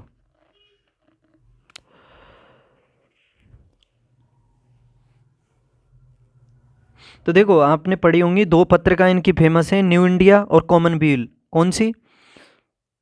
न्यू इंडिया और कॉमनवेल्थ। इन्होंने 2 जनवरी 1914 से तो ये साप्ताहिक पत्रिका थी कॉमनवेल्थ, इसको स्टार्टिंग की थी कब? 1914 में कॉमनवेल्थ को। और न्यू इंडिया की स्टार्टिंग इन्होंने कब की थी?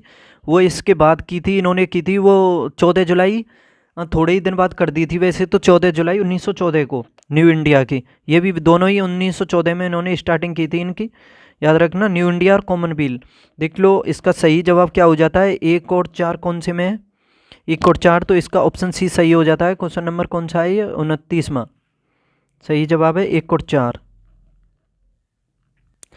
एनी बेसेंट ने होम रूल लीग की भी स्थापना की थी 1916 में, लेकिन ये भी पूछा जा सकता है पहली होम रूल लीग किसके द्वारा स्थापित की गई थी? वो बाल गंगाधर तिलक ने की थी, वो भी 1916 में की थी, लेकिन इसके बाद की थी एनी बेसेंट ने। देखो ये आपके सामने यंग इंडिया है, ये यंग इंडिया किससे संबंधित है? ये महात्मा गांधी से संबंधित है, प्रमुख न्यूज़पेपर है महात्मा गांधी का, और 1919 में उन्होंने स्टार्टिंग की थी। ठीक है, उसके अलावा हरिजन भी महात्मा गांधी से संबंधित है, हरिजन जो उन्होंने 1932 में किया था। और ये भी पूछा जा सकता है कि आत्मकथा का क्या नाम है? सत्य के मेरे वचन है महात्मा गांधी की।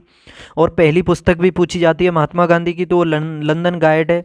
सत्य, महाव्रत, सुनो विद्यार्थी, ये सभी महात्मा गांधी से संबंधित है, उन्हें समझ लेना। इंडियन ओपिनियन भी पूछा जाता है, तो वो भी महात्मा गांधी का प्रमुख न्यूज़पेपर है। और ग्रीन पेम्पलेट भी महात्मा गांधी से संबंधित है। ठीक है, तो सभी को याद कर लेना अच्छे से। आगे देखो, अब ये कथन है और एक कारण है, और उसमें देखना है कौन सा सही है, गलत है, व्याख्या करता है या नहीं करता है। देखो कथन देखो, भारत छोड़ो आंदोलन का तुरंत कोई परिणाम नहीं निकला, यानी जो भारत छोड़ो आंदोलन हुआ था, क्या उसका कोई तुरंत परिणाम नहीं निकला था क्या? और कारण कहता है इसमें, इसे भारतीय साम्यवादी दल तथा मुस्लिम लीग का समर्थन प्राप्त नहीं हुआ था क्या? इस वजह से इसको जो परिणाम था इसका परिणाम नहीं निकल पाया था, क्योंकि भारतीय साम्यवादी दल तथा मुस्लिम लीग का इसमें क्या समर्थन प्राप्त नहीं हुआ था। अब देखना है इसमें कौन सा सही है कौन सा नहीं है, क्या व्याख्या करता है या नहीं करता है। देखो 30 में बताओ, दिमाग लगाओ थोड़ा, बताओ। देखो जो इसका पहला कथन है कि भारत छोड़ो आंदोलन का तुरंत कोई परिणाम नहीं निकला था, ये बिल्कुल ठीक है, क्योंकि भारत छोड़ो जो आंदोलन स्टार्ट हुआ था कब हुआ था? 1942 में हुआ था। भारत आज़ाद कब हुआ था? 1947 में। तो तुरंत तो इसका कोई परिणाम नहीं निकला था। ठीक है, और इसका कारण कहता है कि इसे भारतीय साम्यवादी दल तथा मुस्लिम लीग का समर्थन प्राप्त नहीं हुआ था। ये ठीक है, इसमें ना तो साम्यवादी दल ना मुस्लिम लीग, इन दोनों में से किसी ने भी समर्थन नहीं दिया था। अगर ये समर्थन देते तो शायद स्थिति कुछ और होती। तो इसका ये कारण भी ठीक हो जाता है और इसकी व्याख्या भी करता है। तो इस वजह से दोनों सही हैं और व्याख्या भी करता है कारण एक कथन की। तो ऑप्शन ए सही है इसका। निम्नलिखित में से किसने बंगाल के विभाजन 1905 के विरोध में हुए आंदोलन का 1905 के विरोध में जो आंदोलन हुआ था उसका नेतृत्व किसने किया था? ये पूछा है। आपको पता होगा 1905 में जो बंगाल का विभाजन किया था वो कर्जन के द्वारा किया गया था। उसने इसमें विभाजन करने का कारण बता दिया था कि बंगाल अधिक विस्तृत है और प्रशासन चलाने में दिक्कत होती है, इस वजह से विभाजन करना पड़ रहा है। लेकिन उसका जो विभाजन का कारण तो कुछ और ही था, वो सांप्रदायिक दंगे भारतीयों में फूट डालना चाहता था, हिंदू मुस्लिम एकता को भंग करना चाह रहा था, एक दूसरे में दुश्मनी पैदा करने के कारण ये प्रमुख थे। ठीक है, तो देखो इसमें पूछा है कि इस विभाजन के विरोध में आंदोलन का नेतृत्व किसने किया था? जो बंगाल विभाजन के विरोध में जो आंदोलन हुआ था।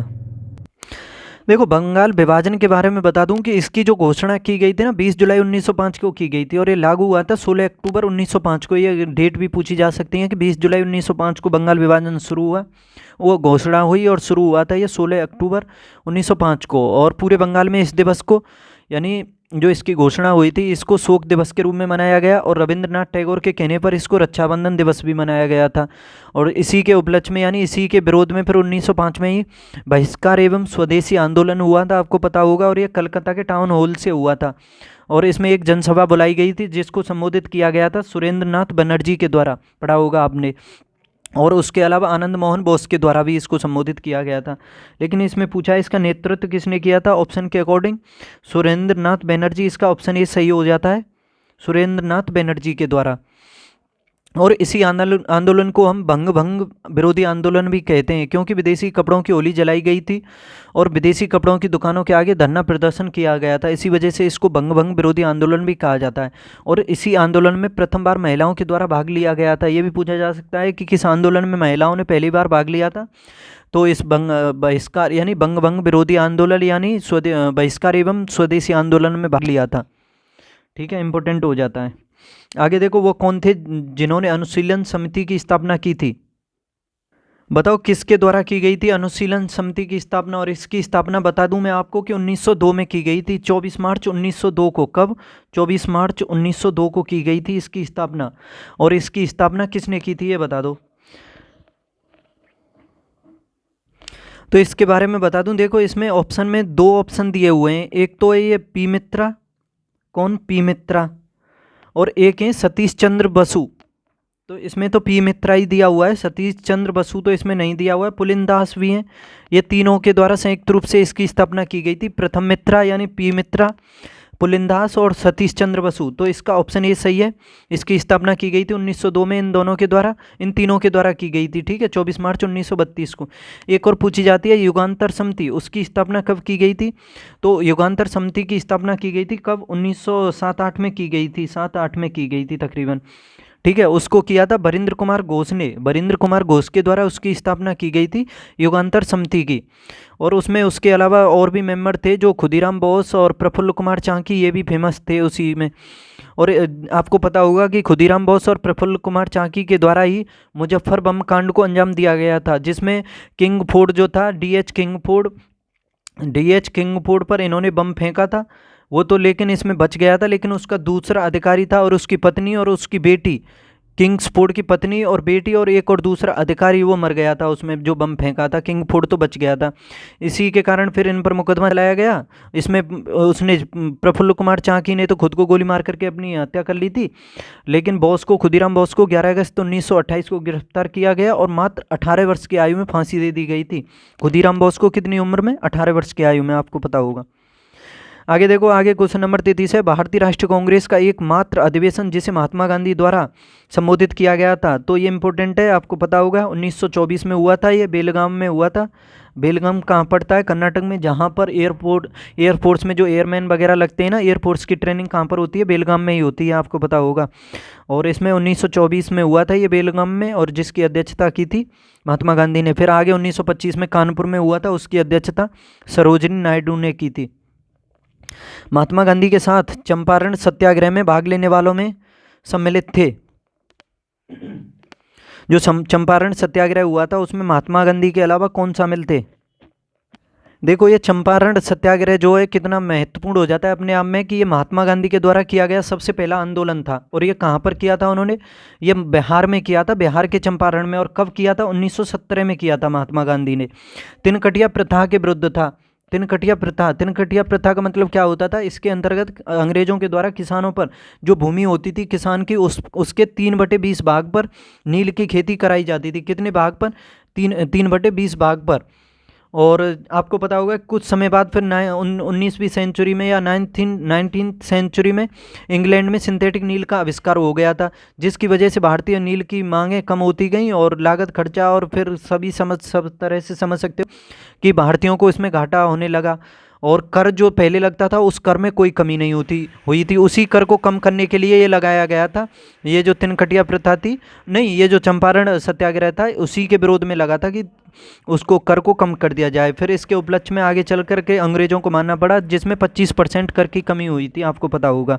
तो इसमें यह पूछा है कि महात्मा गांधी के साथ चंपारण सत्याग्रह में भाग लेने वालों में सम्मिलित कौन थे सॉरी। तो ऑप्शन में देखना है आपको कि महात्मा गांधी तो थे ही, इसके अलावा और कौन थे जो चंपारण सत्याग्रह में महात्मा गांधी के साथ इसमें शामिल थे, बताओ। तो इसमें बता दूं आपको कि राजेंद्र प्रसाद और अनुग्रह नारायण सिन्हा, एक सेकंड पानी पी ले।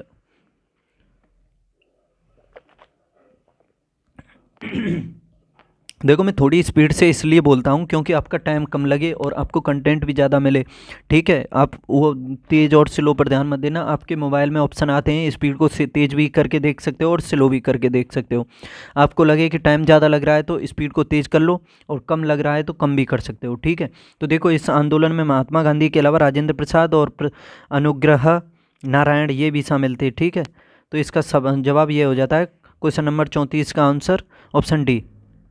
अब आगे देखते हैं कि द्वैध शासन प्रणाली भारत में कार्यान्वित रही कब से कब तक चली थी। भारत में द्वैध शासन प्रणाली जो चली थी, आपको पता होगा रॉबर्ट क्लाइव के द्वारा इसकी स्टार्टिंग की गई थी।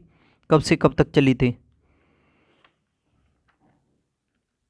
उसने तो पहले ही लगाई थी, उसमें लगाई थी 1760 से 65 के करीब तक चली थी, तो उसी में बंगाल में लगाई थी उसने। लेकिन इसमें ये पूछा है कि जो भारत का जो ये एक्ट आए थे उसमें से पूछा है कि किस में लगी थी, कब से कब तक चली थी। आपको पता होगा 1919 का जो भारत शासन अधिनियम था उसके तहत लगी थी प्रांतों में, और फिर 1935 में समाप्त हुई थी, 35 में ये केंद्र में लगा दी गई थी। तो इसमें द्वैध शासन प्रणाली शायद उसी की पूछा है, राज्यों में कब लगी थी और कब से कब तक लगी थी। तो क्वेश्चन नंबर 35 का आंसर बताना है आपको। तो देखो इसका सही जवाब है 1921 से 1935 तक, ऑप्शन के हिसाब से 1921 से 1935 तक द्वैध शासन प्रणाली भारत में कार्यान्वित रही थी। तो इसका सही जवाब हो जाता है ऑप्शन सी, 1921 से 1937 तक। आगे देखो, जब आप हिमालय की यात्रा करेंगे तो आप निम्नलिखित में से देखेंगे, क्या क्या देखेंगे जो इसमें दिया हुआ है। क्या हिमालय की यात्रा करते हुए आप गहरे खड्डे देखेंगे, या यू घुमाव वाली नदी मार्ग देखेंगे, या समानांतर पर्वत श्रेणियाँ देखेंगे, या भूस्खलन के लिए उत्तरदायी तीव्र ढाल देखेंगे। तो इन सभी में से आपको बताना है कि हिमालय के तरुण वलित पर्वत यानी नवीन मोड़दार पर्वत के साक्ष्य कहे जा सकते हैं। जैसे हिमालय के बारे में आपको पता होगा, ये वलित पर्वत का उदाहरण है, और नवीन मोड़दार पर्वत है, ये नवीन वलित पर्वत का उदाहरण है। और इसमें से कौन से साक्ष्य इसके कहे जा सकते हैं, बताओ।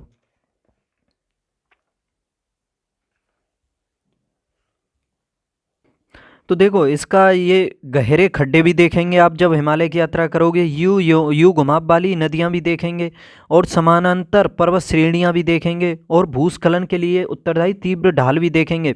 जब भूस्खलन होता है हिमालय में अधिकतर होता ही रहता है, जो उत्तर भारत का जो विशाल मैदान है गंगा यमुना का, तो वो भूस्खलन से ही तो बना है। तो इसी वजह से ये चारों ही घटनाएं देखोगे आप। ठीक है, तो इस वजह से इसका ये ऑप्शन डी सही हो जाता है, ऑप्शन डी। आगे देखो, सामान्यतः पृथ्वी की सतह से ऊंचाई बढ़ने के साथ तापमान में घटोत्तरी होती जाती है, क्यों होती है ये इसमें पूछा है कि सामान्यतः पृथ्वी की सतह से ऊंचाई बढ़ने के साथ तापमान में घटोत्तरी होती जाती है, यानी तापमान घटता जाता है। अगर अब देखो पृथ्वी की सतह से आप नीचे जाओगे तो भी तापमान घटेगा, ऊपर जाओगे तो भी घटेगा, लेकिन नीचे की अपेक्षा ऊपर अधिक घटता है तापमान। तो इसमें पूछा है कि तापमान में घटोत्तरी क्यों होती है, क्योंकि वायुमंडल जो है पृथ्वी की सतह से केवल ऊपर की ओर गर्म हो सकता है, ऊपरी वायुमंडल में आर्द्रता अधिक होती है, या ऊपरी वायुमंडल में हवा जो है घनी होती है। देखो इसके कई कारण हो सकते हैं, जैसे कि आपने देखा होगा कि वायुमंडल की जो निचली परत होती है उसमें हवा का घनत्व अधिक होता है, वायुमंडलीय दाब भी अधिक होता है, और ऊंचाई पर जाओगे आप तो हवा के घनत्व और दाब दोनों में कमी आती जाती है।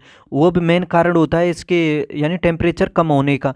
और जो टेम्परेचर की जो पतन दर होती है, यानी टेम्परेचर को कम होने की जो दर होती है, आपको पता ये भी होगा कि तकरीबन आप 1 किलोमीटर ऊंचाई पर पहुंच जाओगे तो तकरीबन 6.5 डिग्री सेल्सियस टेम्परेचर में कमी आ जाएगी। और इसे मीटर में भी विभाजित कर सकते हो, तकरीबन 165 मीटर की ऊंचाई पर जाने पर 1 डिग्री सेल्सियस टेम्परेचर की कमी हो जाती है।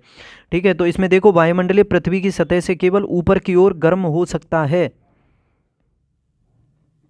तो ये तो गलत है ना, ऊपर की ओर तो गर्म क्यों होगा, ठंडा होगा, तो पहला गलत हो जाएगा। ऊपरी वायुमंडल में आर्द्रता अधिक होती है, ये सही है, क्योंकि जो बाष्पीकरण होता है तो ऊपर ही पहुंच जाता है ना, वो आर्द्रता अधिक रहती है, उस आर्द्रता की वजह से भी टेम्परेचर में कमी आती है। ऊपरी वायुमंडल में हवा घनी होती है, ये गलत है, घनी नहीं होती है, कम होती है, क्योंकि जो हवा का घनत्व और वायुमंडलीय दाब होता है वो निचली परतों में होता है। ठीक है, ये भी बता दिया मैंने। तो इसमें सही कौन सा है, केवल 2 ही सही है इसमें, और बाकी ये दोनों 1 और 3 तो गलत हैं।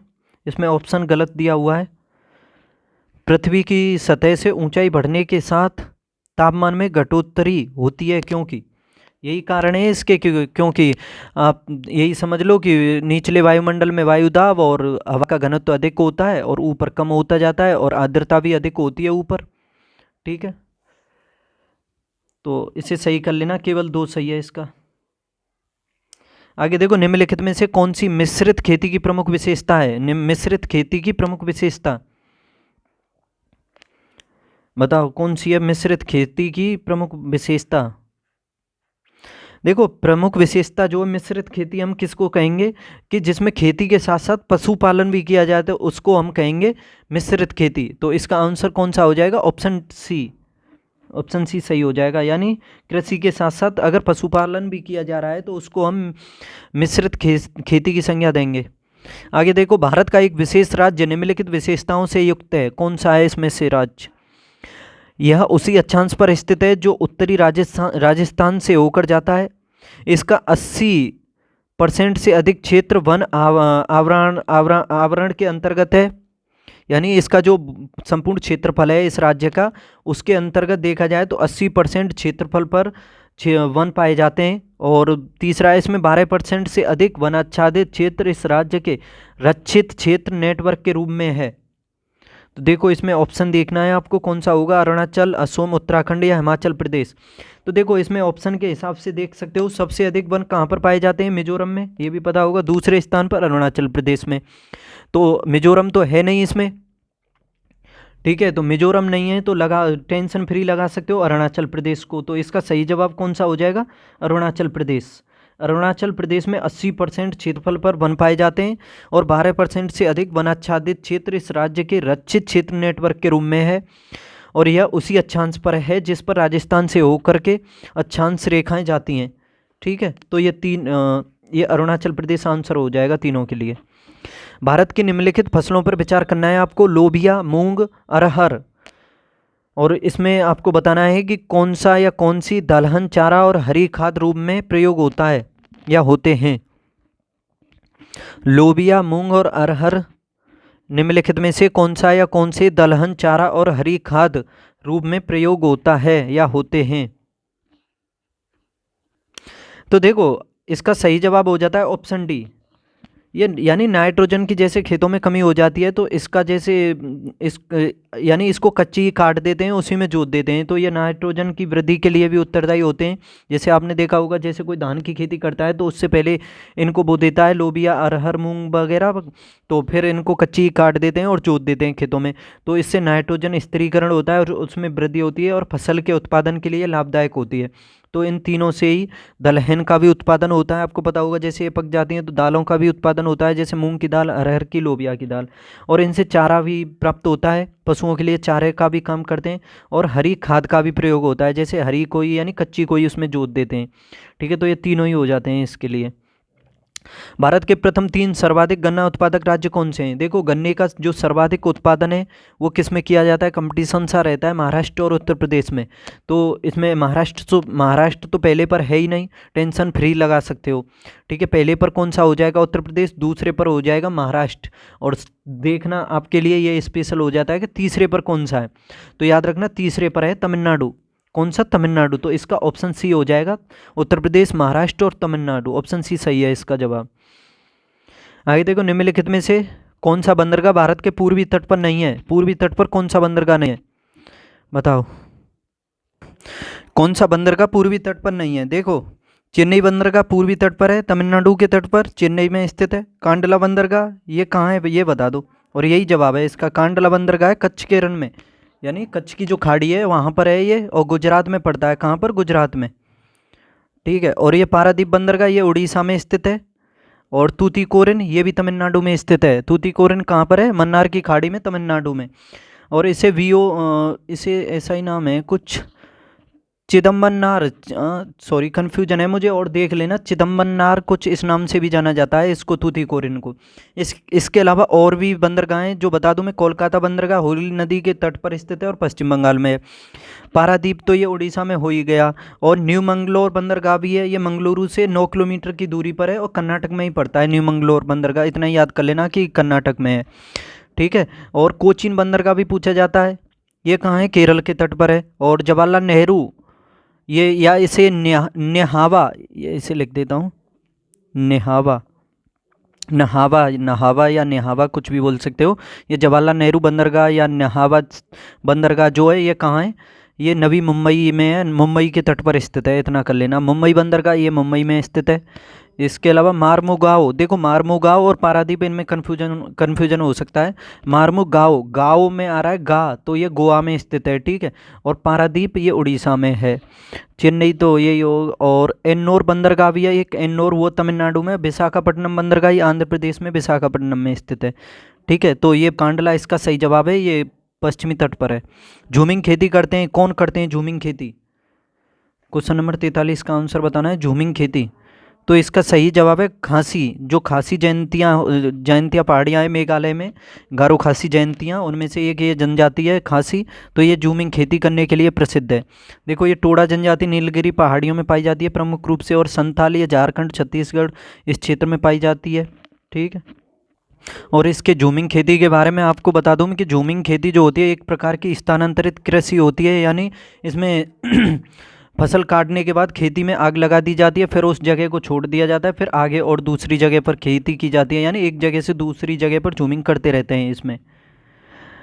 अब देखो भारत में द्वितीय हरित क्रांति के संबंध में क्या सही है, भारत में द्वितीय क्रांति के संबंध में क्या सही है? द्वितीय क्रांति, देखो पहली क्रांति कब हुई थी? पहली हुई थी 1966-67 में, जिसका अधिक फायदा हुआ उत्तर प्रदेश से, या और क्षेत्रों को देखें तो पश्चिमी क्षेत्रों को, ठीक है, उत्तर प्रदेश के प्रमुख रूप से देखा जाए तो।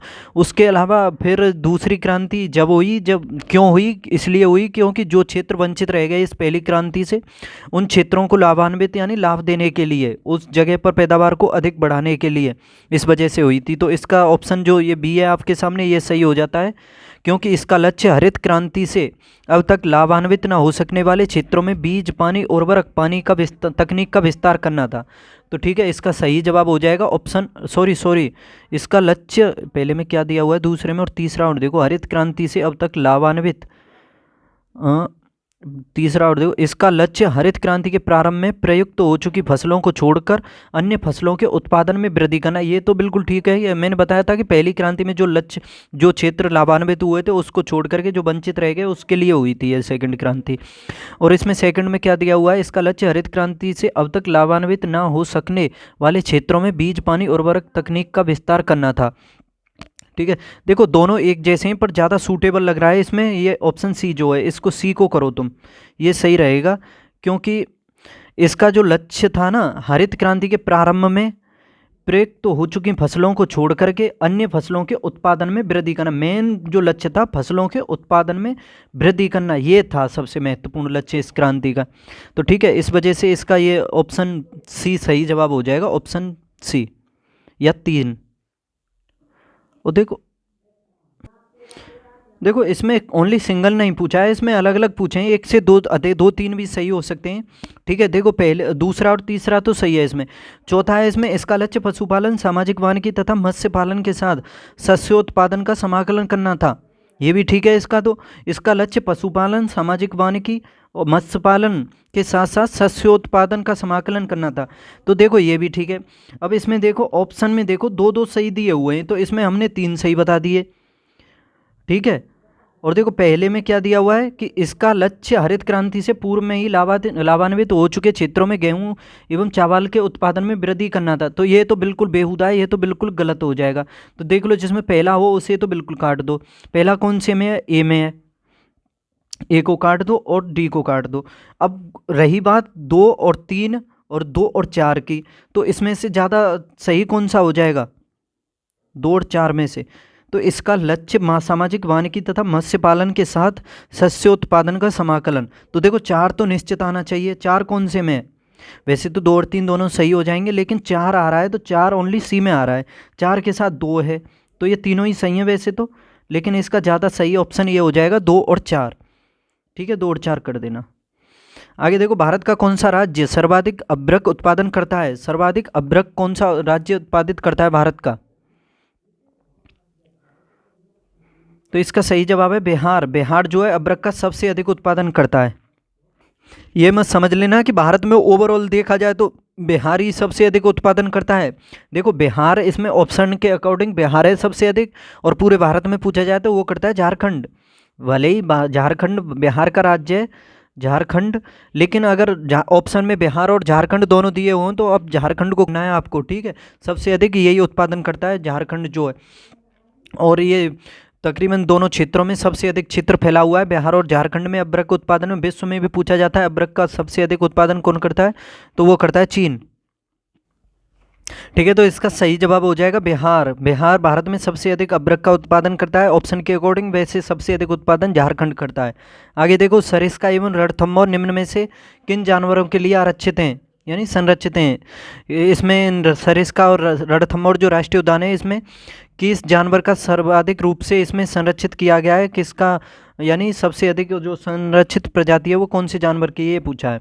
और सरिस्का और ये रणथंभौर कहाँ पर हैं, राजस्थान में पड़ते हैं ये दोनों, ठीक है। तो इसका सही जवाब बताना है आपको कौन सा है। याद रखना इसका सही जवाब है बाघ।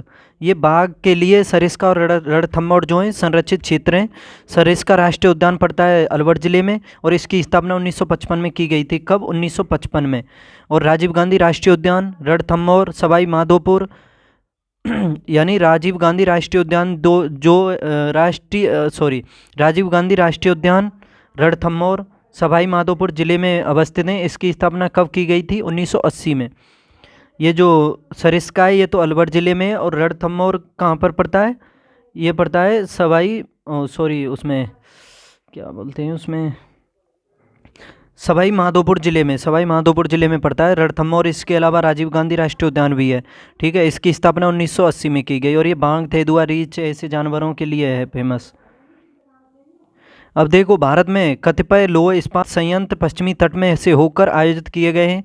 इस उद्योग के ऐसे अवस्थितीय स्थानांतरण का प्रमुख कारण क्या है, बताओ। भारत में कतिपय लौह इस्पात संयंत्र पश्चिमी तट में से होकर आयोजित किए गए हैं। इस उद्योग के ऐसे अवस्थितीकरण स्थानांतरण का प्रमुख कारण क्या है, बताओ। देखो, पढ़ो अच्छे से इसको। तो देखो, इसका सही जवाब है ऑप्शन बी, गोवा एवं मध्य प्रदेश के कुछ भागों में उत्तम श्रेणी के लौह अयस्क निक्षेपों का मिलना तथा इस क्षेत्र से इस्पात निर्यात की तुलनात्मक सुविधा, ये इसका प्रमुख कारण है। कतिपय लौह इस्पात संयंत्र पश्चिमी तट से होकर आयोजित किए गए हैं, और इसका सबसे प्रमुख कारण यही है कि गोवा एवं मध्य प्रदेश के कुछ भागों में उत्तम श्रेणी के लौह अयस्क निक्षेपों का मिलना है, और इस क्षेत्र से इस्पात निर्यात की तुलनात्मक सुविधा है। आगे देखो, तमिलनाडु व आंध्र प्रदेश के तट का नाम क्या है। आंध्र प्रदेश और तमिलनाडु के तट को किस नाम से जाना जाता है, बताओ। तो देखो, इसका सही जवाब है कोरोमंडल तट। जो भारत का पूर्वी तट है यानी तमिलनाडु और आंध्र प्रदेश का, उसको कोरोमंडल, और पश्चिमी तट को कहा जाता है मालाबार। मालाबार नाम से एक युद्धाभ्यास भी होता है भारत और अमेरिका के बीच, तो कोरोमंडल कहा जाता है पूर्वी तट को, पश्चिमी तट को मालाबार तट, केरल के प्रमुख रूप से। यदि उष्णकटिबंधीय वर्षा वन काट दिया जाए तो यह उष्णकटिबंधीय पर्णपाती वन की तुलना में शीघ्र पुनर्योजित नहीं हो पाता। ऐसा इसलिए होता है क्योंकि देखो, उष्णकटिबंधीय वर्षा वन काट दिया जाए तो यह उष्णकटिबंधीय पर्णपाती वन की तुलना में शीघ्र पुनर्योजित नहीं हो पाता। ऐसा क्यों होता है, कौन सा कारण हो सकता है इसके लिए। क्या वर्षा वन की मृदा में पोषकों का अभाव होता है, वर्षा वन में वृक्षों के प्रवर्धियों की जीवन क्षमता जो है दुर्बल होती है, वर्षा वन की जातियां धीमी गति से बढ़ती हैं, विदेशज जातियां वर्षा वन की उर्वर मृदा पर अतिक्रमण कर जाती हैं। बताओ कौन सा है इसमें।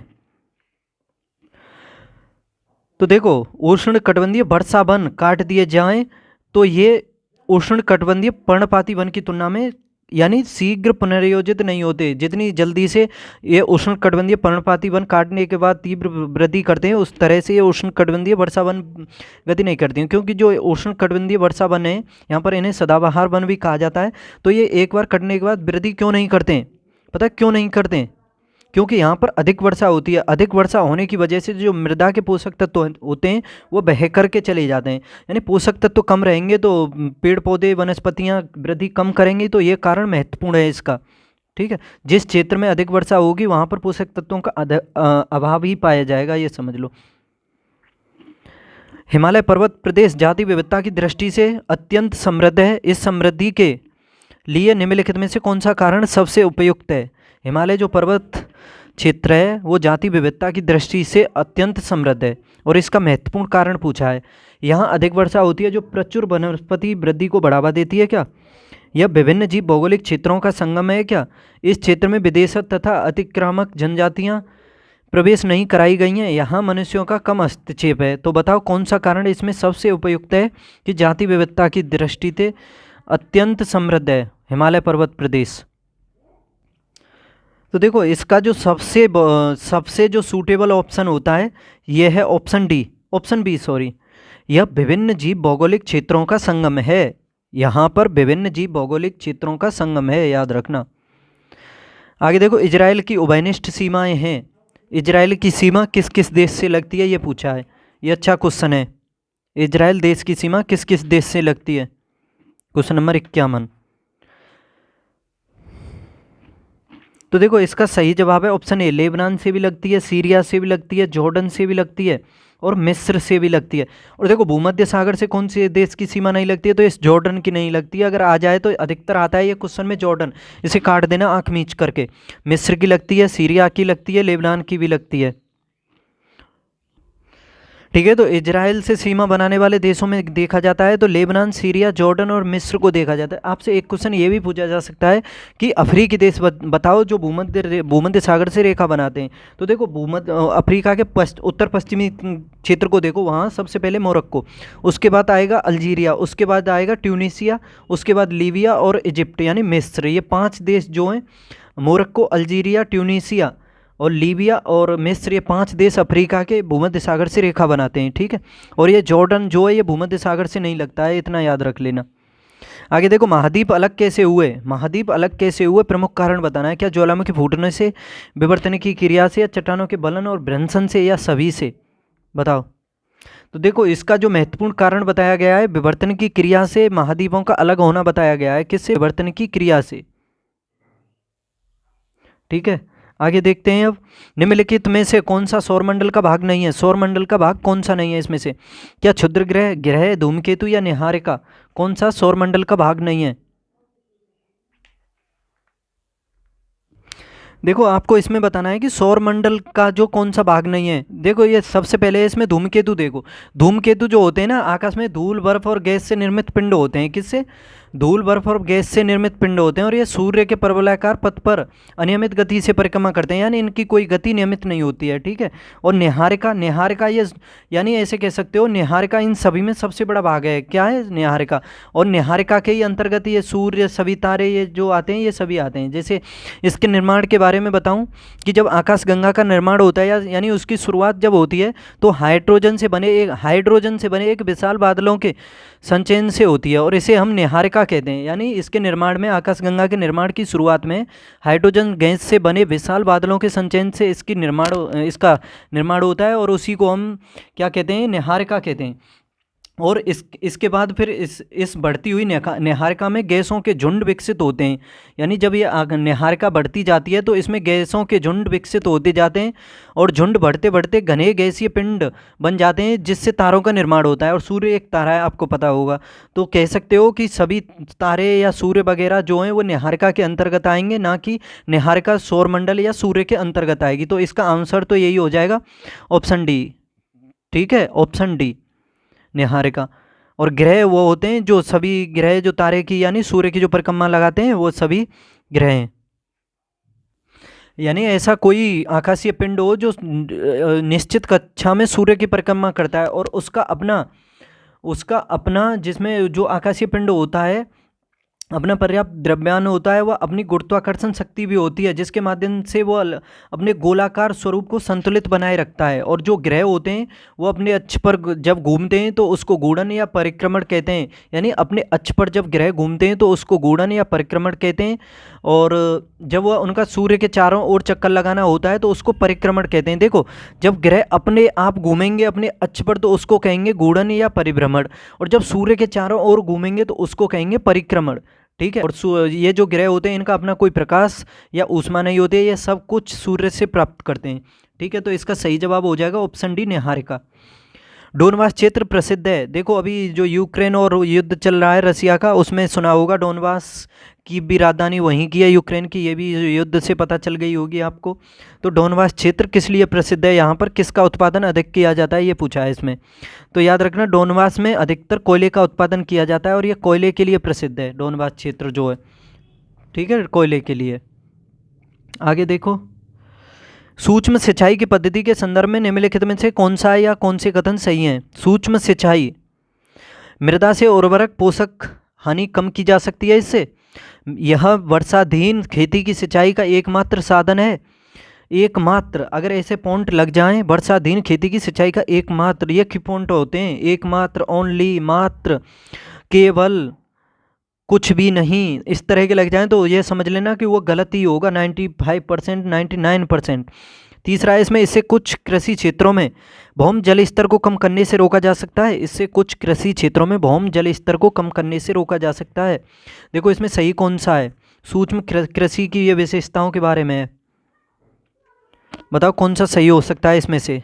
तो देखो मैंने बताया था ये दूसरा तो गलती हो जाएगा, और पहला और ये दूसरा, तीसरा भी बिल्कुल ठीक है। मृदा से उर्वरक पोषक हानि कम की जा सकती है सूक्ष्म सूक्ष्म सिंचाई से, और इससे कुछ कृषि क्षेत्रों में भौम जल स्तर को कम करने से रोका जा सकता है। तो इसका ऑप्शन सी सही है, 1 और 3। आगे देखो, वर्ष 2004 की सुनामी ने लोगों को यह महसूस करा दिया कि गरान यानी मैंग्रोव, देखो गरान मैंग्रोव को ही कहते हैं, एक और नाम जान लो मैंग्रोव का, गरान, महसूस करा दिया कि गरान तटीय आपदाओं के विरुद्ध विश्वसनीय सुरक्षा बाड़े का कार्य कर सकते हैं। गरान सुरक्षा बाड़े के रूप में किस प्रकार कार्य करते हैं, बताओ। क्या गरान अनूप होने से समुद्र और मानव बस्तियों के बीच एक ऐसा बड़ा क्षेत्र खड़ा हो जाता है जहां लोग ना तो रहते हैं ना ही जाते हैं। क्या गरान भोजन और औषधि दोनों प्रदान करते हैं जिनकी प्राकृतिक आपदा के बाद लोगों को ज़रूरत पड़ती है। या तीसरा है इसमें, गरान के वृक्ष घने बेतान के लंबे वृक्ष होते हैं जो चक्रवात और सुनामी के समय उत्तम सुरक्षा प्रदान करते हैं, और गरान के वृक्ष अपनी सघन जड़ों के कारण तूफान और ज्वार भाटे से नहीं उखड़ते हैं। बताओ कौन सा इसमें सूटेबल हो सकता है। तो देखो इसका जो सबसे सूटेबल ऑप्शन होगा ऑप्शन डी होगा, यानी गरान के जो वृक्ष हैं अपनी सघन जड़ों के कारण तूफान और ज्वार भाटों से भी नहीं उखड़ते हैं, इसी वजह से कह सकते हो ये तटों की रक्षा करते हैं। जो समुद्र में ज्वार भाटे और तूफान वगैरह जो आते हैं ये काफ़ी महत्वपूर्ण होते हैं, अगर ये नहीं हो तो समुद्र का जो तट है वो टूट टूट करके जाए, उससे अधिक विनाश हो, ज़्यादा ऊंची लहरें आएँ, जो तटवर्ती निकटतम यानी कह सकते हो जो शहर हैं या मानव बस्तियाँ हैं सबको बहुत अधिक जनधन की हानि होगी अगर ये नहीं हो। तो ये समझ सकते हो कि ये एक तरह से जैसे उत्तर भारत में हिमालय भारत का रक्षक है, उसी तरह से ये समुद्री तटों पर ये जो मैंग्रोव होते हैं ये रक्षक का कार्य करते हैं। ठीक है, इसका ऑप्शन डी सही है। यह संदेश है कि ऑस्ट्रेलिया में हाल ही में आई बाढ़ लानीना के कारण आई थी। लानीना एल नीनो से कैसे भिन्न है। देखो लानीना और एल नीनो के बारे में आपको अच्छे से पढ़ लेना चाहिए। देखो इसमें पहला स्टेटमेंट है कि लानीना विषुवतीय हिंद महासागर में समुद्र के असाधारण रूप से ठंडे तापमान से चरित्रित होता है। क्या लानीना के बारे में आपने पढ़ा होगा, तो ये तो गर्म तापमान से संबंधित है। यानी लानीना जो है कैसे समझ सकते हो चलो इसके बारे में और डिटेल से बताऊंगा कि ये ठंडे तापमान से नहीं है, इतना समझ लो कि उच्च तापमान से संबंधित है।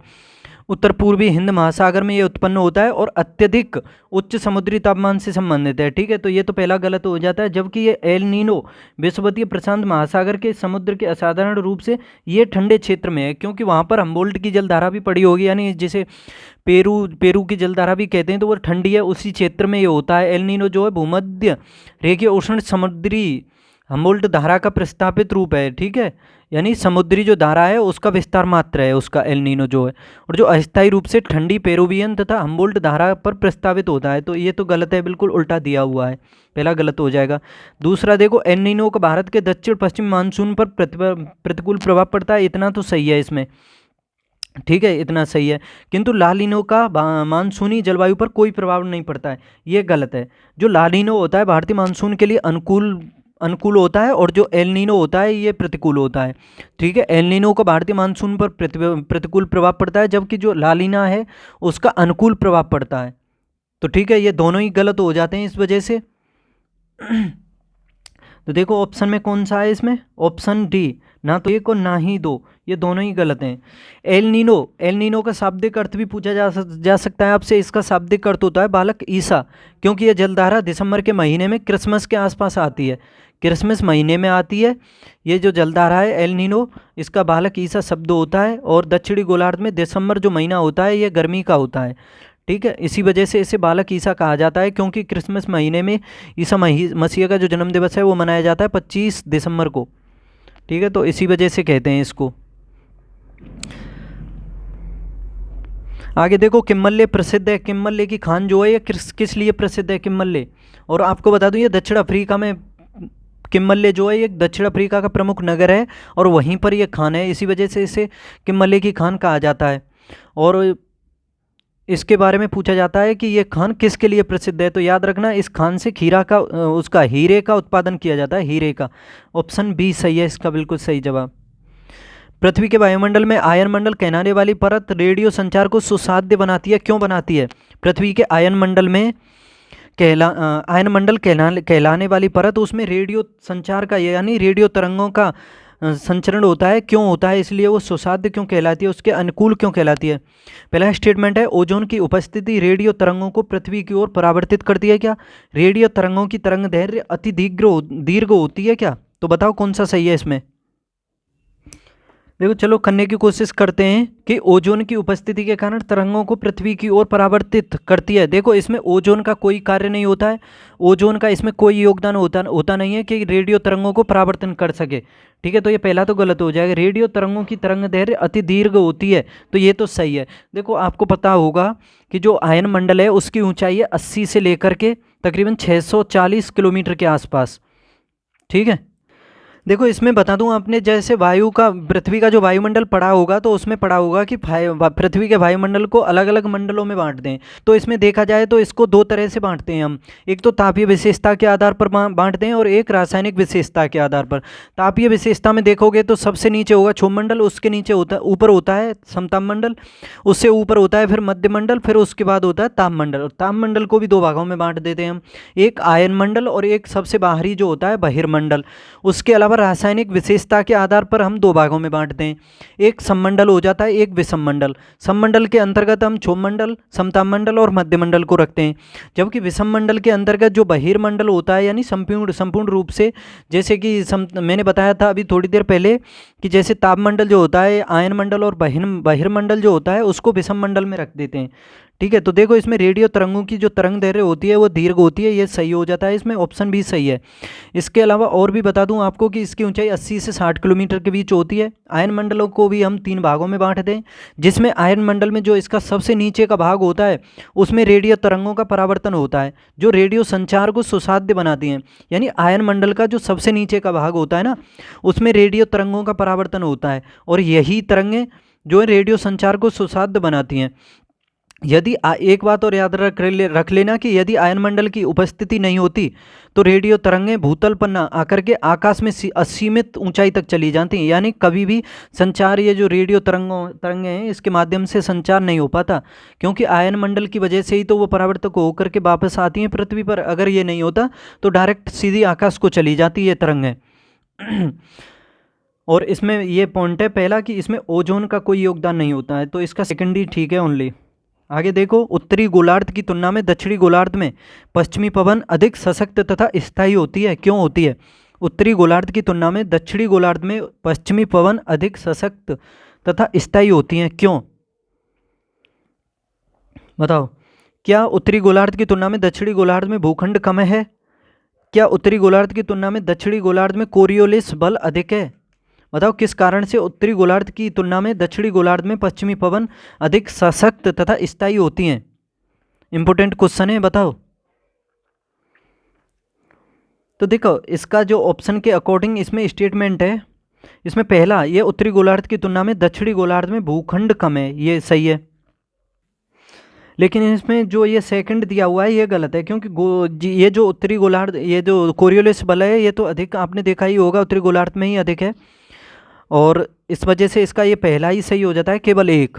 और इसके बारे में बताऊं कि उत्तरी, जैसे ये पहला तो मैंने बता ही दिया कि क्षेत्र कम है उसमें, स्थल क्षेत्र दक्षिणी गोलार्ध में, और दक्षिणी गोलार्ध में उच्च दाब क्षेत्रों से दक्षिणी ध्रुव की ओर दाब प्रवणता भी अधिक होती जाती है, अतः पछुआ पवनें जो हैं सशक्त एवं स्थायी होती हैं। और दक्षिणी गोलार्ध में 40 डिग्री अक्षांश, 50 डिग्री अक्षांश तथा 60 डिग्री अक्षांश के निकट इन पवनों का स्थानीय रूप भी देखा होगा, अलग अलग नामों से जानते हैं, जैसे गरजता चालीसा भी कहते हैं, प्रचंड चालीसा और चीखता चालीसा, ये नाम भी सुने होंगे आपने। तो इन्हीं पवनों के नाम हैं। ठीक है, तो इसका ऑप्शन यही सही हो जाता है।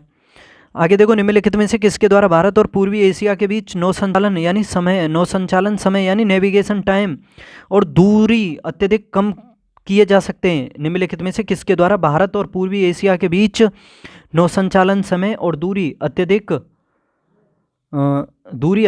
कम किए जा सकते हैं? समय और दूरी अत्यधिक कम किए जा सकते हैं किसके द्वारा, कहाँ से? तो देखो, क्या इससे भारत और पूर्वी एशिया के बीच के समय को कम किया जा सकता है? इसमें पहला स्टेटमेंट है, मलेशिया और इंडोनेशिया के बीच मलक्का जलडमरू मध्य को अधिक गहरा बनाकर, गहरा कर दोगे तो उससे दूरी क्या कम होगी? गहराई तो पहुंच जाओगे आप।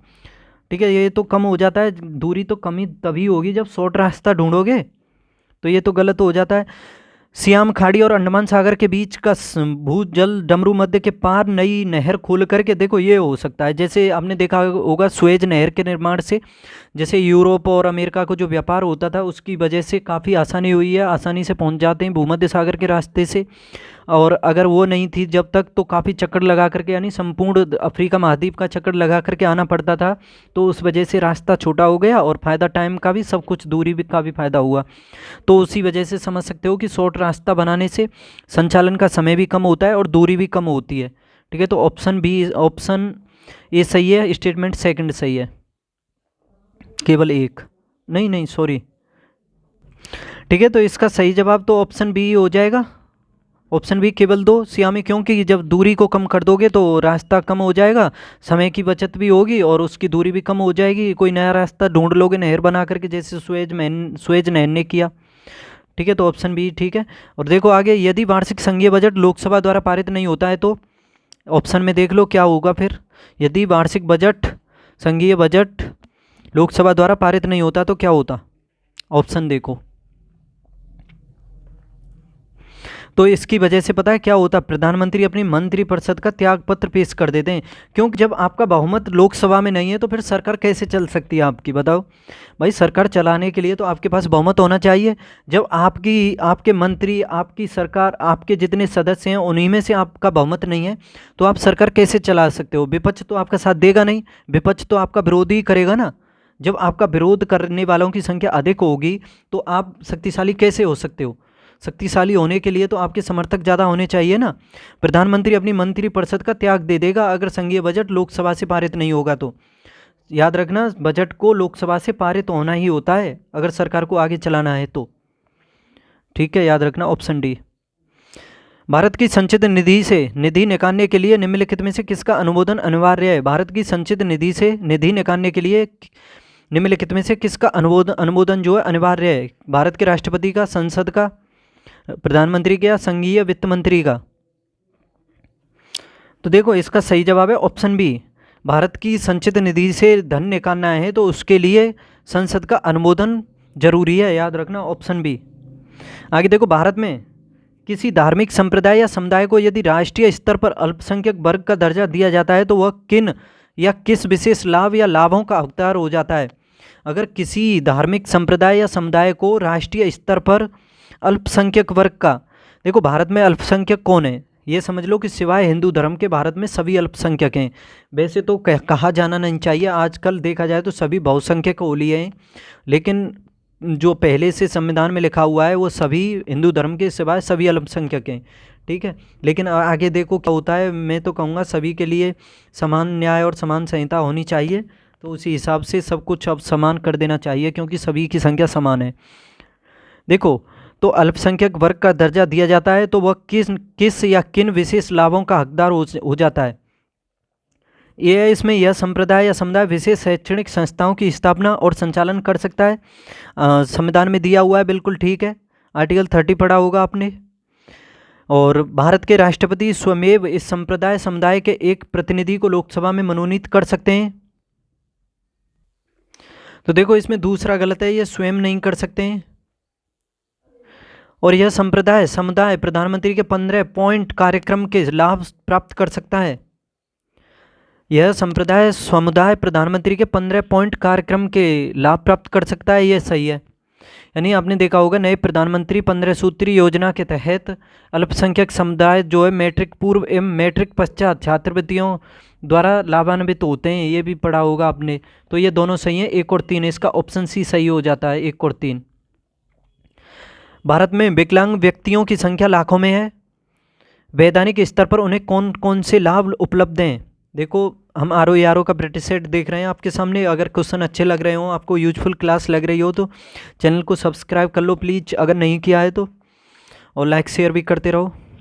देखो इसमें क्वेश्चन है, अब यह भारत विकलांग व्यक्तियों की संख्या लाखों में है। भारत में विकलांग व्यक्तियों की संख्या लाखों में है, वैधानिक स्तर पर उन्हें कौन कौन से लाभ उपलब्ध होते हैं। पहला है इसमें सरकार द्वारा चलाए जा रहे स्कूलों में 18 वर्ष की आयु तक निःशुल्क शिक्षा। दूसरा है इसमें व्यवसाय स्थापित करने के लिए वरीयता से भूमि का आवंटन, व्यवसाय स्थापित करने के लिए वरीयता से भूमि का आवंटन। और तीसरा है इसमें सार्वजनिक भवनों में ढाल का उपलब्ध होना। बताओ कौन सा भारत में विकलांग व्यक्तियों की संख्या लाखों में है और वैधानिक स्तर पर उन्हें कौन कौन से लाभ उपलब्ध हैं, तीनों में से देख करके बताओ।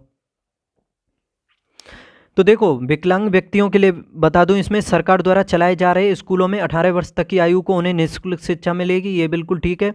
व्यवसाय स्थापित करने के लिए वरीयता से भूमि का आवंटन उनके लिए होगा, ये भी ठीक है। सार्वजनिक भवनों में ढाल का उपलब्ध होना चाहिए, सार्वजनिक भवनों में ढाल का उपलब्ध होना उनके लिए, ये भी जरूरी है, ठीक है। तो ये तीनों ही ठीक हैं, ऑप्शन डी हो जाएगा इसका सही जवाब, ये सभी। आगे देखो संविधान 73वां संविधान संशोधन जो है, संविधान संशोधन अधिनियम जो है 73वां 1992 में हुआ था, जिसका लक्ष्य देश में पंचायती राज संस्थानों को प्रोत्साहित करना है। निम्नलिखित में से किन या किस चीज़ों की व्यवस्था करना है, बताओ। 73वें संविधान संशोधन के बारे में पूछा है इसमें। क्या इसके द्वारा जिला योजना समितियों का गठन किया गया है? क्या राज्य निर्वाचन आयोग द्वारा सभी पंचायतों का चुनाव करने की, या राज्य वित्त आयोग की स्थापना करने की? बताओ किससे संबंधित है ये। देखो अब इसे करने की कोशिश करते हैं। इसमें पहला स्टेटमेंट है कि जिला योजना समितियों का गठन 73वें अधिनियम 1992, जिसका लक्ष्य देश में पंचायती राज संस्थाओं को प्रोत्साहित करना है। निम्नलिखित में से किन या किन चीज़ों की व्यवस्था करना है। तो देखो जिला योजना समितियों का गठन करना, तो ये तो इससे सूटेबल है, बिल्कुल ठीक है। राज्य निर्वाचन आयोग द्वारा सभी पंचायतों का चुनाव करने की, देखो चुनाव आयोग का अलग प्रावधान है, आर्टिकल देखा होगा तुमने 243 के, ये पंचायतों के चुनाव के लिए एक राज्य निर्वाचन आयोग के गठन का प्रावधान करता है, ठीक है। और 243I वो भी इम्पोर्टेंट हो जाता है, वो किसका प्रावधान करता है? राज्य पंचायतों के लिए वित्त आयोग का प्रावधान करता है। तो ये दूसरा गलत है, इससे संबंधित नहीं है। और राज्य वित्त आयोग की स्थापना ये भी बता दिया मैंने 243I, तो ये दोनों गलत हो जाते हैं। इसमें सही कौन सा है? ऑप्शन ए, केवल एक सही है इसमें। राज्य विधानसभा में कौन सी धन विधेयक पुनः स्थापित नहीं किया जा सकता? कौन सा राज्य विधानसभा में कोई भी धन विधेयक पुनः स्थापित नहीं किया जा सकता बगैर संसद की संस्तुति के, राज्य के राज्यपाल की संस्तुति के, भारत के राष्ट्रपति की संस्तुति के, या मंत्रियों की विशेष समिति की संस्तुति के। बताओ जैसे केंद्र में लोकसभा होती है उसी तरह से राज्य में विधानसभा होती है, तो इसका आंसर बताना है आपको। तो देखो राज्य के राज्यपाल की बिना संस्तुति के, बिना स्वीकृति के राज्य की विधानसभा में कोई भी धन विधेयक पुनः स्थापित नहीं किया जा सकता है, याद रखना। Option B. निम्नलिखित में कौन योजना आयोग तथा राज्य सरकारों के बीच समन्वयकर्ता का कार्य करता है?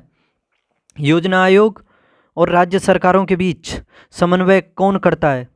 क्या राष्ट्रीय एकीकरण परिषद, वित्त आयोग, या राष्ट्रीय विकास परिषद, या कोई भी नहीं? तो योजना आयोग और राज्य सरकारों के बीच एकीकरण यानी समन्वय का कार्य करता है राष्ट्रीय विकास परिषद। क्या करता है? राष्ट्रीय विकास परिषद, ऑप्शन सी। लोकसभा में राज्यवार सीटों का आवंटन सन 1971 की जनगणना पर आधारित है। लोकसभा में राज्यवार सीटों का आवंटन सन 1971 में हुई जनगणना पर आधारित है। यह निर्धारण किस वर्ष तक यथावत रहेगा? देखो 1971 में भारत की जनगणना की स्टार्ट हुई थी लॉर्ड मेयो के टाइम से, और नियमित जनगणना लॉर्ड रिपन के टाइम से हुई थी, ठीक है। तो इसमें पूछा है कि लोकसभा में राज्यवार सीटों का आवंटन 1971 की जनगणना पर आधारित है और यह निर्धारण किस वर्ष तथा यथावत रहेगा किस वर्ष तक, ये पूछा है इसमें। तो इसका सही जवाब है कब तक, 2026 तक। जो राज्यसभा में सीटों की संख्या है वो ज्यों की त्यों रहेंगी, यानी आगे 2026 तक इन्हें ना तो कम किया जा सकता है ना बढ़ाया जा सकता है।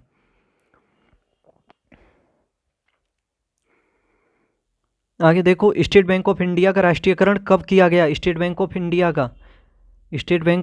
का और एसबीआई का तो पता, उसका आरबीआई का तो आपको पता होगा, 1 जनवरी 1949 को किया गया था। और इसमें पूछा है स्टेट बैंक ऑफ इंडिया का, तो इसका किया गया था 1 जुलाई 1955 को। कब, 1 जुलाई 1955 को। और 14 बैंकों का राष्ट्रीयकरण वो किया गया था 1969 को, इंदिरा गांधी के टाइम में। एक उच्च न्यायालय का न्यायाधीश अपना त्यागपत्र संबोधित करता है, किसको संबोधित करता है, उच्च न्यायालय का न्यायाधीश जो अपना त्यागपत्र किसको संबोधित करता है, तो याद रखना ये संबोधित करता है भारत के राष्ट्रपति को। भारत के राष्ट्रपति को उच्च न्यायालय और सर्वोच्च न्यायालय दोनों का जो त्यागपत्र देगा वो राष्ट्रपति को ही संबोधित करेगा।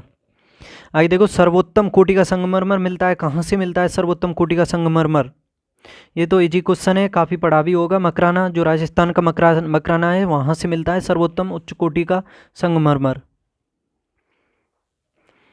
आगे देखो, किस मंत्री के विरुद्ध विशेषाधिकार प्रस्ताव उठाया जा सकता है, किस मंत्री के विरुद्ध विशेषाधिकार प्रस्ताव उठाया जा सकता है, जब वह सरकार में विश्वास खो देता है, लंबे समय तक स्वयं को अनुपस्थित रखता है, या किसी मामले के तथ्यों को रोकता है तथा तथ्यों का बिगड़ा हुआ वर्णन देता है, या मंत्रिमंडल के सामूहिक उत्तरदायित्व से बचता है।